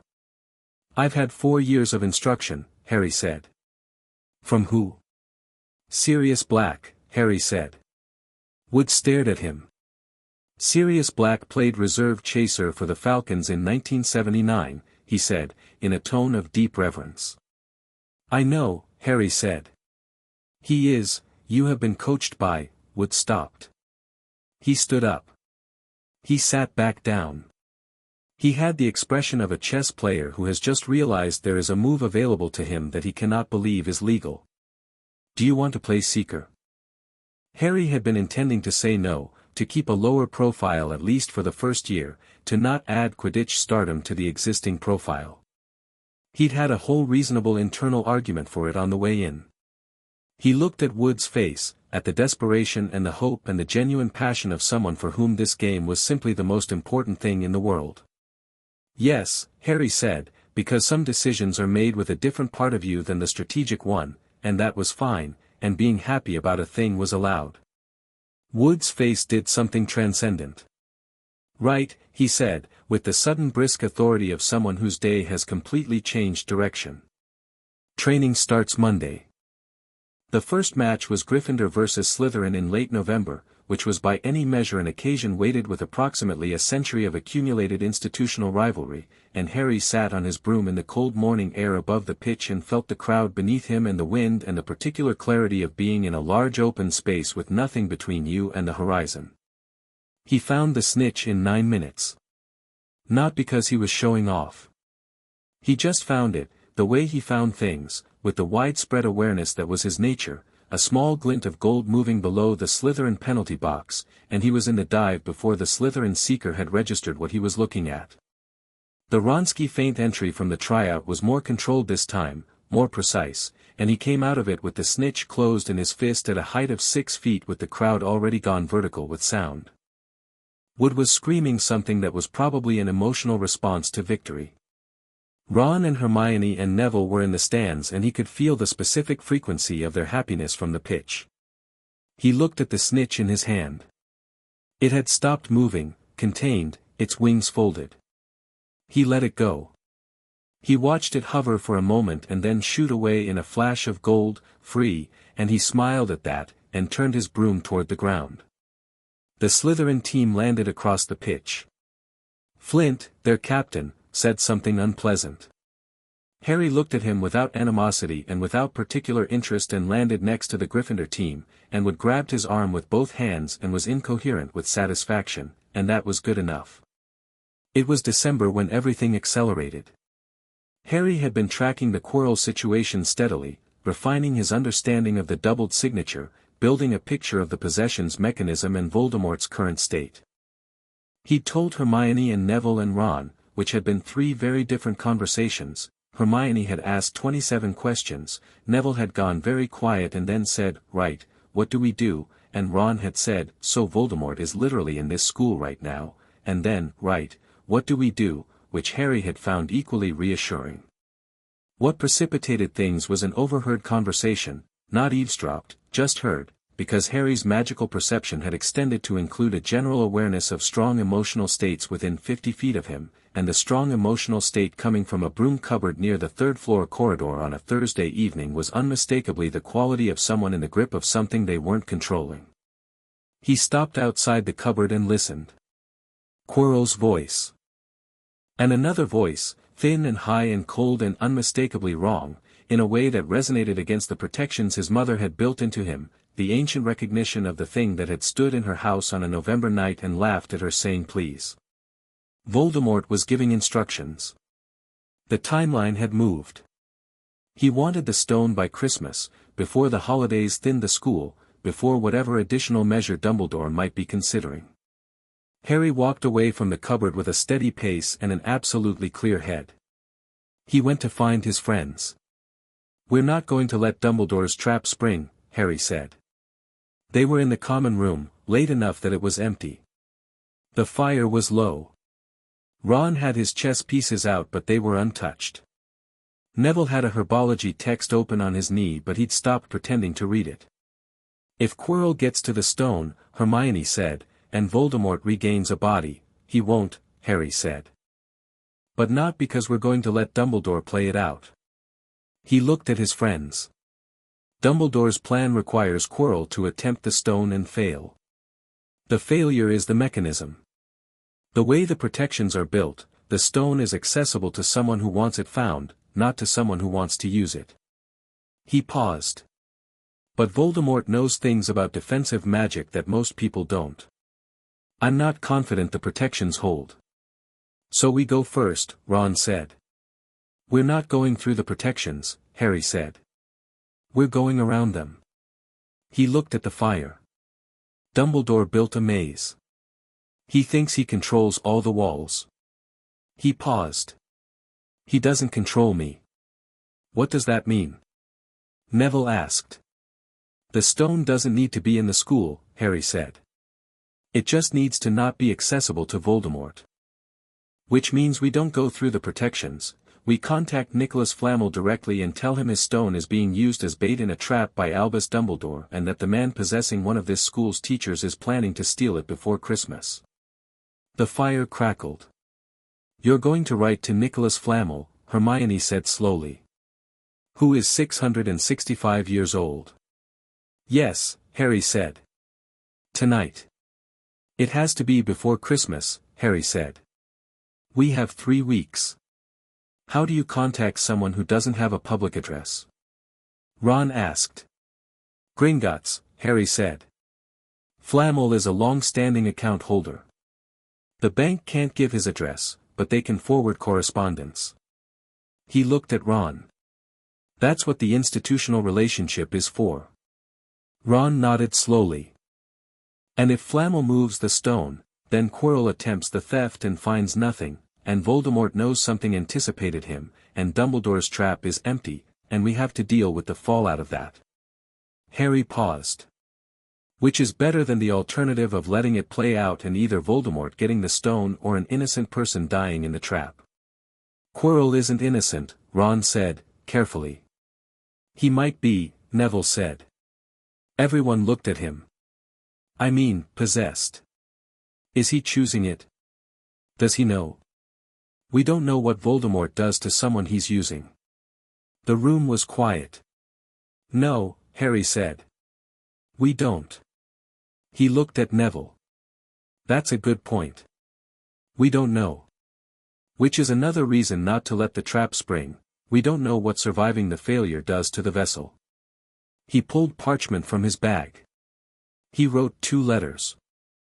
One to Griphook, asking for the Flamel correspondence to be forwarded through Gringotts, providing a detailed summary of the situation with the controlled clarity of someone who knows how to write a document that will be taken seriously. One to Ragnarok, shorter, outlining the full situation including the Quirrell possession and requesting the Goblin Nation's awareness. He signed them, folded them, and looked at his friends. Anything I missed, he said. Hermione had been reading over his shoulder, because she did that, and she said, 3rd paragraph, the detail about the possession mechanism, you said doubled signature but you should specify what that indicates about the state of his corporeal form. Flamel would understand the implication but the legal clarity for Ragnarok's purposes, good, Harry said. He added the line. Hermione looked at the completed letter. This is better than anything I've seen a 6th-year produce, she said. I've had a good education, Harry said. We helped, Ron said. You helped, Harry agreed. Neville's point changed the framing of the 2nd paragraph. Neville looked at the letter. He looked at the fact that a point he'd made was in a letter to a 600-year-old alchemist and the director of Gringotts. He said nothing, but the quiet satisfied quality that was settling into his expression as a permanent feature deepened slightly. Harry folded the letters.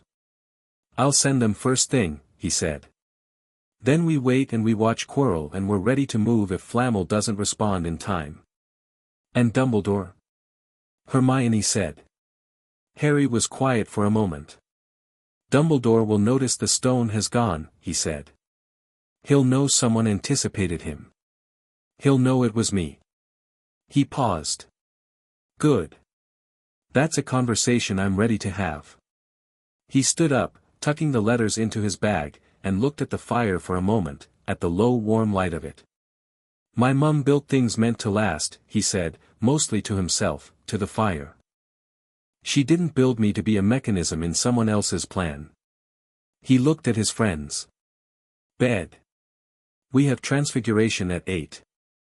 They went to bed. The fire burned low in the empty common room and the castle breathed around them, old and deep and full of its own slow magic, and somewhere above the 3rd floor a door stood locked and behind it a set of protections guarded something that would be gone before Christmas, removed by an old man 600 miles away who had received a very well-written letter from an 11-year-old boy and found, reading it, that he had absolutely no grounds for doubt. Chapter 7, The Confrontation. Flamel wrote back in 4 days. The letter arrived via an owl Harry didn't recognize, ancient bird, white going silver at the wingtips, who landed on the Gryffindor table at breakfast on a Wednesday morning and held out its leg with the dignity of something that has been delivering important correspondence since before anyone present was born. Harry untied the letter, offered the owl a piece of bacon, which it accepted with solemnity, and read. The letter was 3 paragraphs. The handwriting was small and extraordinarily controlled, the hand of someone for whom the physical act of writing was so practiced it had become a form of precision. Mr. Potter, it began, without preamble. Your letter was forwarded through Gringotts yesterday evening, and I have read it 3 times, which I do not do with letters I consider insubstantial. The situation you describe is consistent with intelligence I have received through other channels regarding Albus Dumbledore's current project. I was not, until your letter, aware of the specific mechanism he intended, and I find myself grateful for the clarity.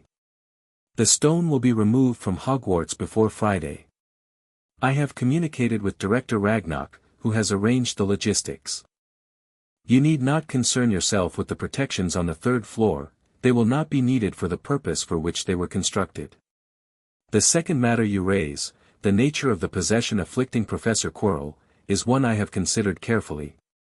I will say only that what you describe is consistent with certain very old forms of parasitic magical attachment, and that the host in such cases is rarely fully complicit. What happens to him when the attachment loses its object is a question without a clean answer. Be cautious. Be kind if you can. I would be glad to correspond further.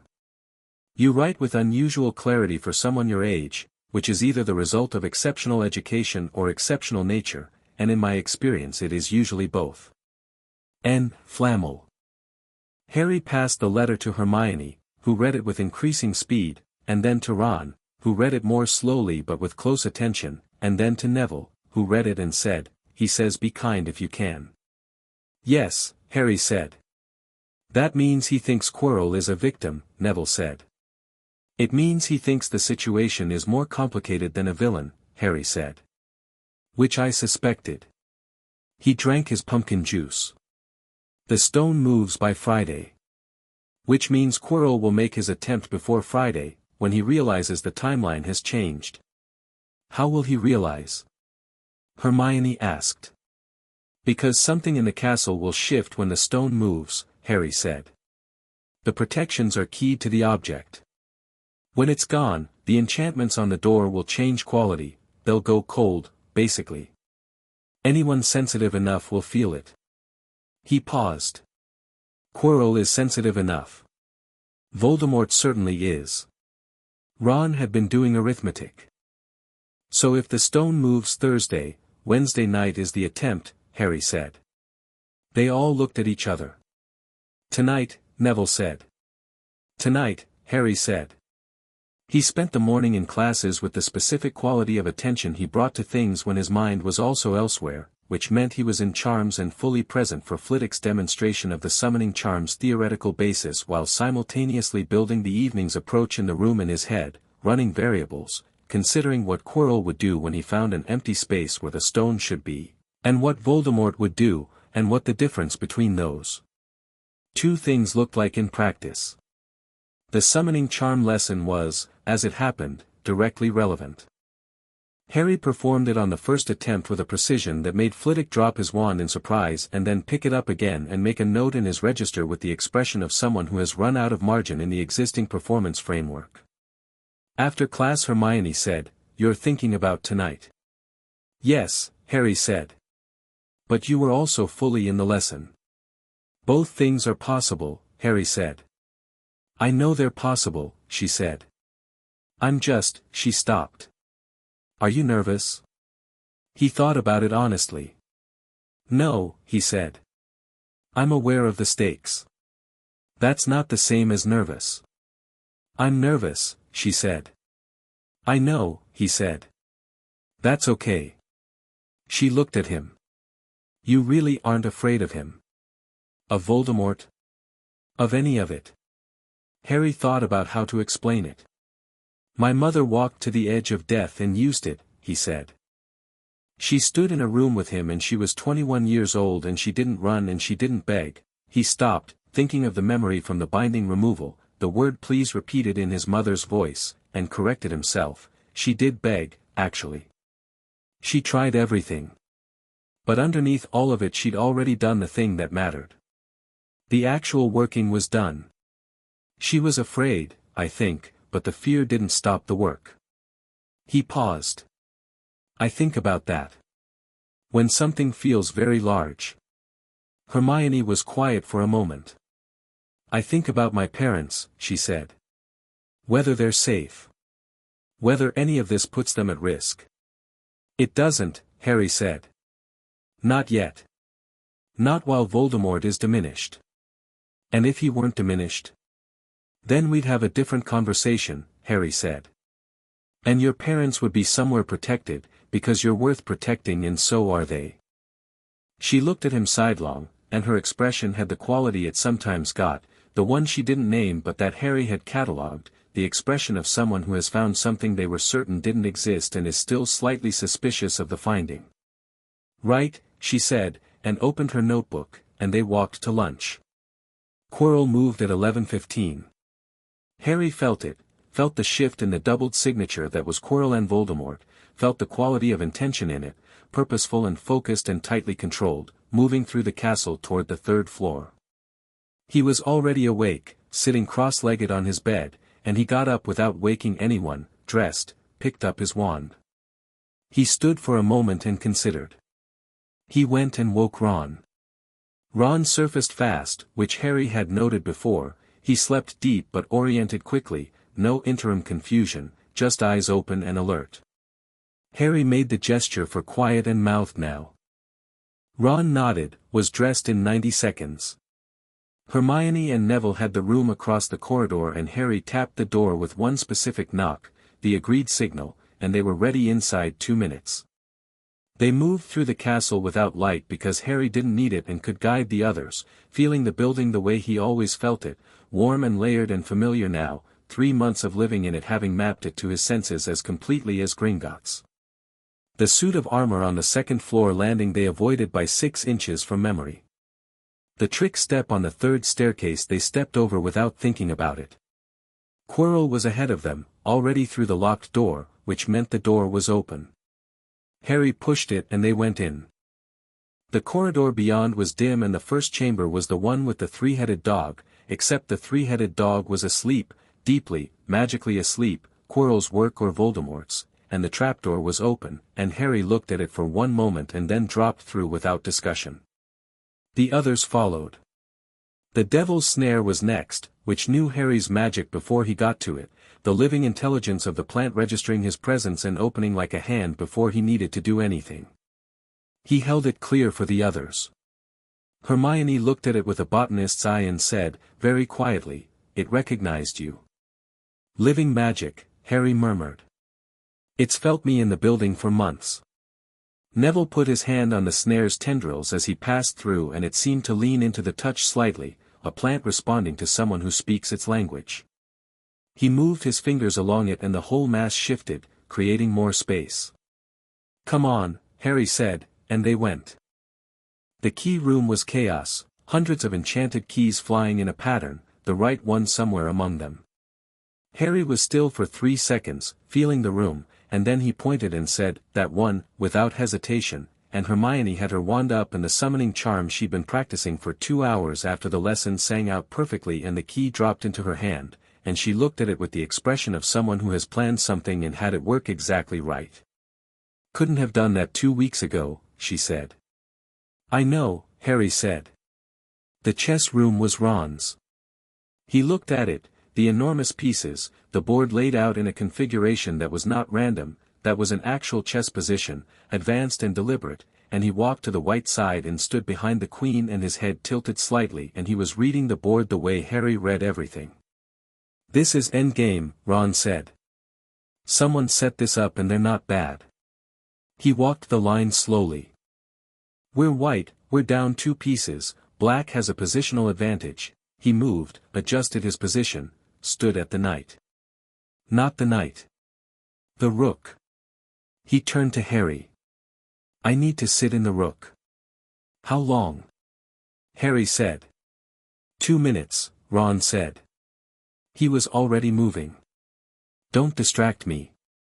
The board recognized them as pieces and Harry felt it happen, the old chess magic acknowledging new players, and Ron sat in the rook and the board rippled and reset and Ron played 6 moves in 4 minutes that were quiet and rapid and devastating, and the Black King fell, and the path was clear.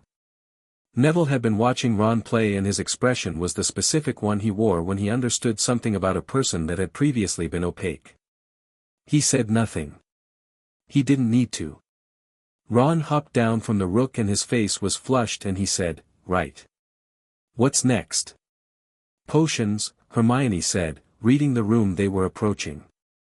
"A logic puzzle."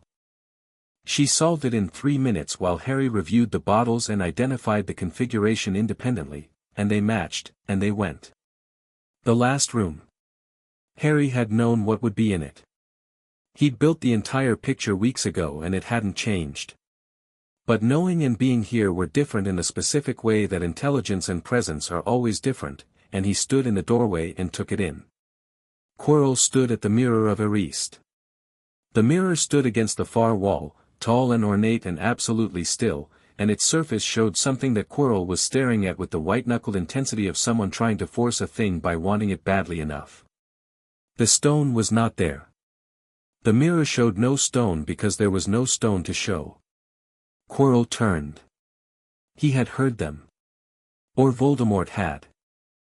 Up close, the doubled signature was overwhelming, Quirrell's own magic, genuinely significant, a real wizard's power, and underneath it, pressed through it, wound through every filament of it, the other thing. Cold and dense and specific. The quality of it made the protections his mother had built in him resonate, a deep vibration, recognition without fear. Quirrell looked at Harry with an expression that had several layers, the outermost one a kind of desperate defiance and underneath it something raw, something that matched Flamel's careful words about the host in such cases is rarely fully complicit. "Potter," Quirrell said. His voice was steadier than expected. "You shouldn't be here." "Neither should you," Harry said pleasantly. "The stone," Quirrell said. "Where is it?" "Gone," Harry said. "Nicholas Flamel collected it 2 hours ago." Something crossed Quirrell's face, not his face, exactly, the expression was wrong for his face, it was an expression that belonged to someone else being expressed through him, and it was fury, cold and focused and old. "You interfered," Quirrell said, and the voice had changed quality, the thin and high had surfaced under his own, a doubling that raised every hair on Harry's arms. "Yes," Harry said. "You have no idea what you're dealing with," the voice said, and Quirrell's hands moved toward his turban. "Voldemort," Harry said, addressing the other presence directly, which made Quirrell go very still. "I know exactly what you are. I know what happened in Godric's Hollow. I know what my mother did and why it worked. I know what you are now, what you've been reduced to." He kept his voice level. "You're not a person anymore. You're a remnant. You're what's left when someone mistakes power for purpose and trades everything human for a kind of strength that turns out not to be worth what it costs." Quirrell's hands dropped. His head tilted and the expression on his face moved, shifted, the two personalities in the same body pulling in different directions. "You think you can lecture me," the cold voice said. "A child. A lucky child who survived by accident." "Not by accident," Harry said. "By love. Which you've always dismissed because you couldn't use it as a weapon, so you decided it wasn't real." He tilted his head. "That was the mistake that night. Not the wand. Not the curse.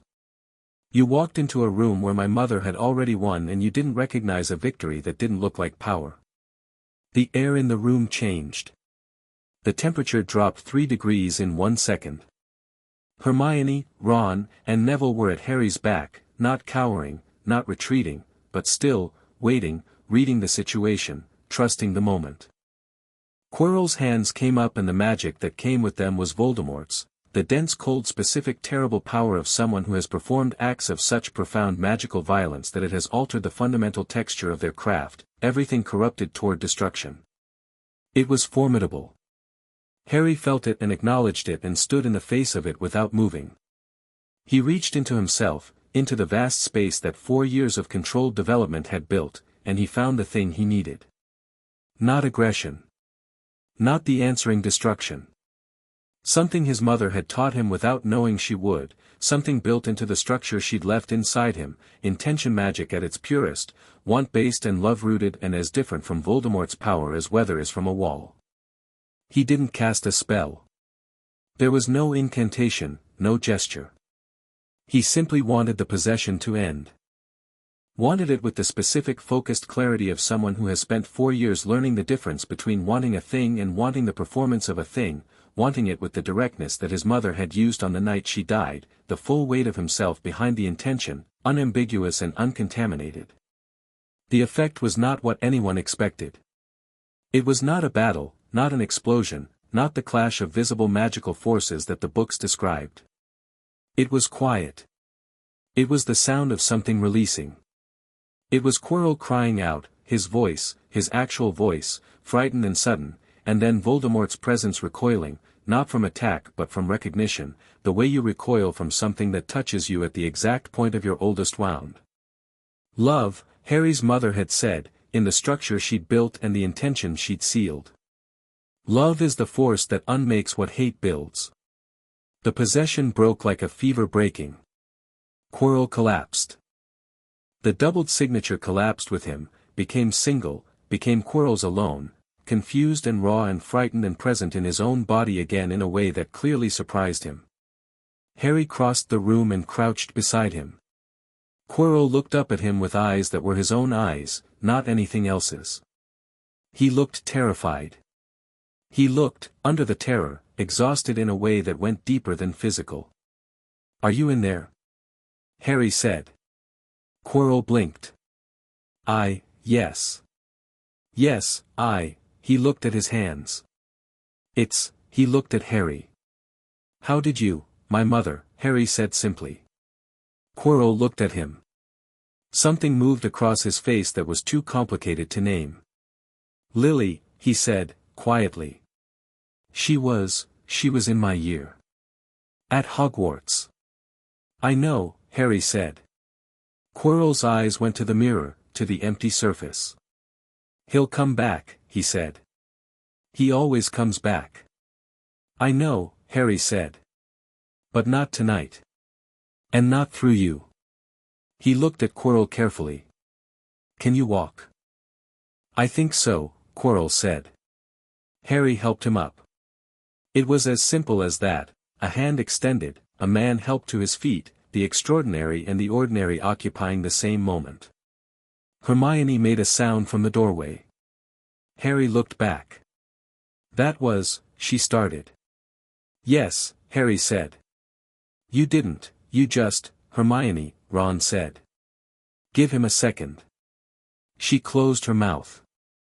Neville had moved forward and was looking at Quirrell with the careful attention he gave things that needed understanding rather than judgment. "What was it like?"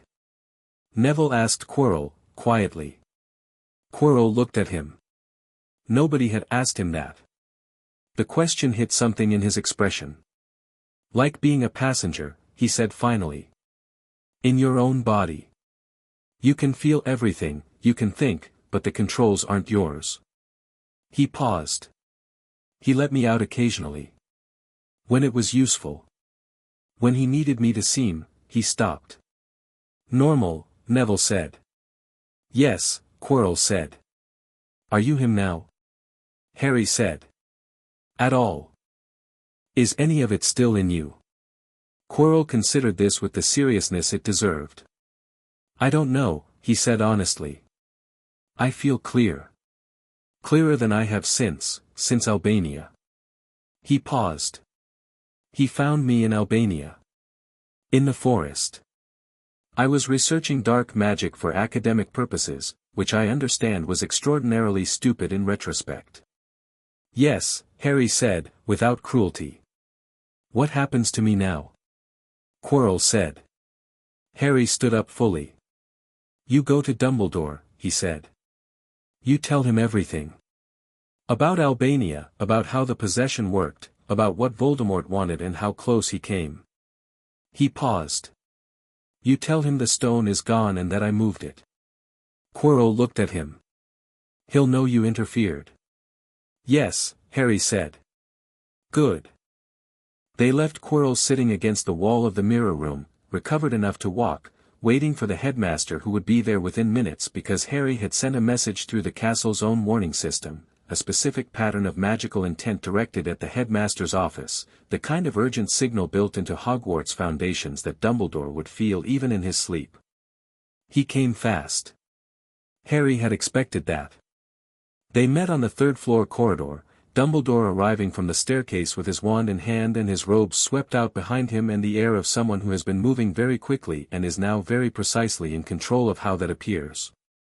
He stopped when he saw them, for first-year students, unharmed, standing outside the open door to the trap corridor. He looked at Harry. "The stone is with Flamel," Harry said. "Quirrell is in the last chamber. He needs medical attention. The possession has been broken but there may be lasting effects.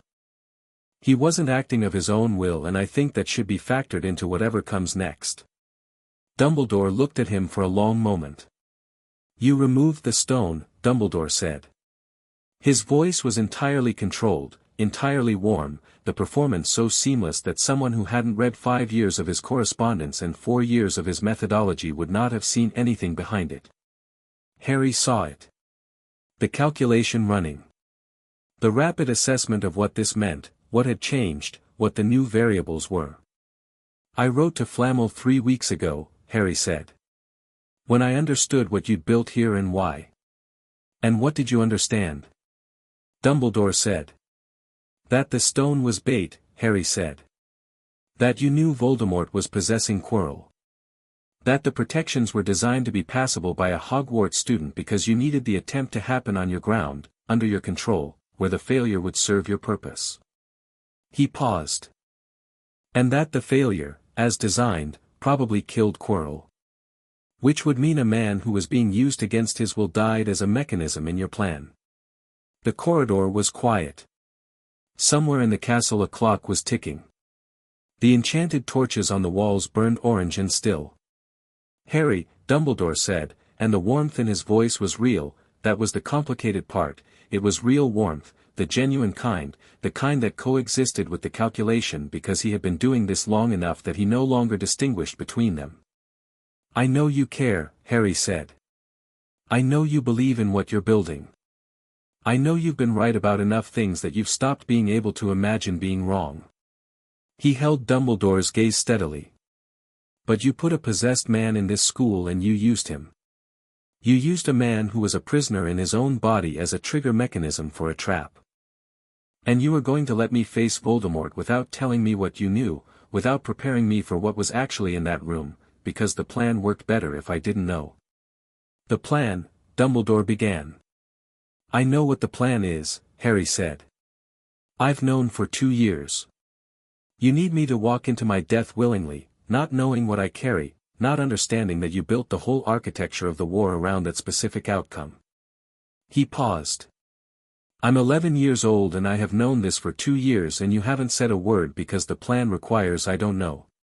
The quality of the silence changed. Dumbledore's expression moved. The warmth was still there but something underneath it shifted, and what was underneath it was not calculation, not in this moment. What was underneath it was something older and quieter and considerably less managed. He looked at Harry with his actual face, briefly, the face underneath the performance. "You are right," he said. The words were simple. They were not followed by qualification, by context, by the gracious acknowledgement that leads to a redirect. They were just the words, standing on their own. Harry looked at him. "I have treated you as a mechanism," Dumbledore said. "I have told myself it was necessary. That the stakes were large enough. That one life, even a remarkable life, weighed against the scale of what Voldemort represents, the arithmetic was clear." He paused. "I have been telling myself that for 10 years. It has stopped feeling like arithmetic and started feeling like fact, and that is when I should have questioned it." "Yes," Harry said. "I don't know how to undo what was done," Dumbledore said.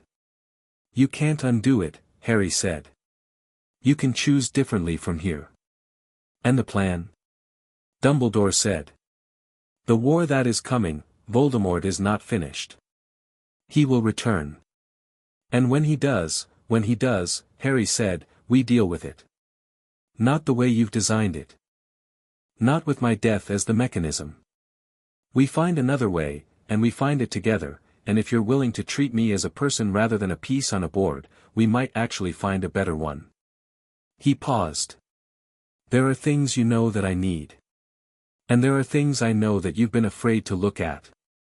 That seems like the basis of a conversation. Dumbledore looked at this boy, 11 years old, standing in a corridor at midnight after breaking up a possession, after moving an object Dumbledore had spent months positioning, after seeing through the entire structure of a plan that Dumbledore had built with 60 years of craft and intelligence, and he said nothing for a moment. Then he said, "You're very like your mother." "I know," Harry said. "You told me you cared about her." "Yes," Dumbledore said. "Then treat me the way you'd have wanted someone to treat her," Harry said. "Like a person with her own worth. Not like the ending of a story you wrote." Dumbledore's left hand, at his side, was shaking slightly. Griphook had noticed it in August and Harry was noticing it now, and it was worse than it had been, and he filed that and he would look at it later. "Go to bed," Dumbledore said finally. "All of you." He looked at the four of them, Harry and Hermione and Ron and Neville, standing steady in the torchlight. "You showed considerable courage tonight. And considerable intelligence." A pause. "And considerable insubordination." "The insubordination saved a man's life," Hermione said, and her voice was very controlled and very certain. Dumbledore looked at her. "Yes," he said. "It did." He moved toward the open door, toward the chamber, toward Quirrell. Harry watched him go. They walked back to the dormitory in the quiet castle, footsteps soft on stone, the night deep around them. "He admitted it," Ron said. "He sounded like he was still processing this." "Some of it," Harry said. "That's more than I expected," Neville said honestly. "It's more than he's done before," Harry said. "Whether it changes anything is a different question." "Do you trust him?" Hermione asked. Harry thought about it honestly, the way he thought about everything. "I trust that he means what he says when he says it," he said. "I trust that he's genuinely capable of seeing himself clearly when something forces it. I don't trust that it lasts. The thinking that built the plan is 60 years old and it goes very deep." "So we watch," Ron said. "We watch," Harry agreed. They came to the portrait hole and Ron said the password and they went through into the warmth of the common room, and the fire was low but still burning, and they sat in front of it for a while without speaking, which was the kind of silence that doesn't need to be filled. Neville said, "My parents are in St. Mungo's." Nobody had expected this. They all looked at him. His voice was even, and he was looking at the fire. "They were tortured," he said. "Bellatrix Lestrange, after Voldemort fell. She wanted to know where he'd gone. They didn't know. She used the Cruciatus until," he stopped. "They don't know me when I visit. They haven't for years."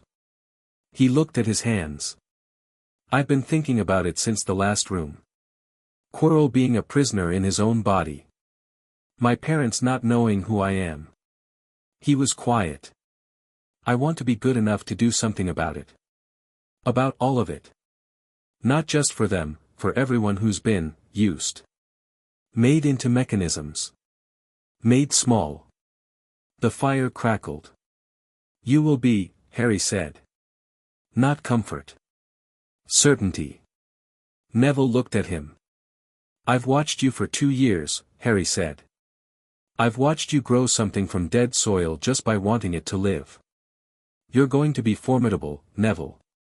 When it matters most." He held Neville's gaze. "Your parents' story isn't over. Don't decide it is." Neville nodded, very slowly. Ron put his arm around Neville's shoulders, brief and unself-conscious, the way he did physical comfort without making it into a statement, and Hermione said nothing because she understood that sometimes the right response was presence rather than words, and she was learning that. Harry looked at the fire. He thought about Quirrell, free in his own body for the first time in a year, sitting against a stone wall in the deepest part of Hogwarts. He thought about Dumbledore walking toward him, carrying 60 years of decisions that had made sense at the time. He thought about Voldemort, dispersed now, again, the fragment that had been in Quirrell scattered by the same force that had scattered him the first time. He'll come back, Quirrell had said. Yes, Harry thought. He would. And when he did, the encounter would be on different terms. No trap. No planned sacrifice. No 11-year-old walking into his death because the arithmetic had been done for him by someone who loved the world more than they loved the people in it. Something else. Something they'd build together, with full knowledge, with the people who'd chosen to be there. That was worth something. That was worth a great deal. He leaned back in his chair and closed his eyes, and the fire was warm, and the castle breathed around them, and outside the stars were very clear and very cold and entirely indifferent to the small warm circle of light where 4 children sat at the edge of a war that hadn't started properly yet, knowing what they knew, unafraid. Griphook's letter arrived the next morning with Ragnarok's summary of the night's events as forwarded by the castle's own advisory systems. Gringotts had interests in Hogwarts that dated back to the school's founding, and the building reported significant magical events through certain very old channels that most people had forgotten existed. The letter was characteristically short. The stone is secure with Flammel. Quirrell is alive. Voldemort is dispersed. Dumbledore knows you know. The legal team is ready for whatever comes next. Well done. Harry read it twice. He handed it to Hermione, who read it with a small precise smile. He said well done, she said. Griphook says well done approximately once every 3 years, Harry said. I'm told. Ron, reading over Hermione's shoulder, he signed it G. Just G. Yes, Harry said, folding the letter. That's practically affectionate, Ron said. For Griphook. Don't tell him I said that, Harry said. Ron grinned. Neville smiled. Hermione handed back the letter with the expression of someone who has a follow-up question that she decides, for once, to keep. Harry tucked the letter into his pocket. He picked up his fork. Around them the great hall was its usual morning chaos, post arriving, students arguing, Peeves visible through the high windows doing something inadvisable to a suit of armor on the 2nd floor. He looked up at the high table. Dumbledore was there, as always, talking to McGonagall with the appearance of ordinary morning conversation. He looked, Harry thought, slightly different than yesterday, not dramatically, just a fraction more tired, as though something had been put down in the night that was heavier than he'd admitted to. Harry looked away. He was not done with Dumbledore. That conversation had no ending yet, just a beginning, and what happened next would determine a great deal about how the next 6 years unfolded. But he was not afraid of it and he was not rushing it and he was not, crucially, letting it own his morning. His morning was eggs and toast and his friends and the great hall full of light. That was real. That was worth being fully in. He ate his breakfast.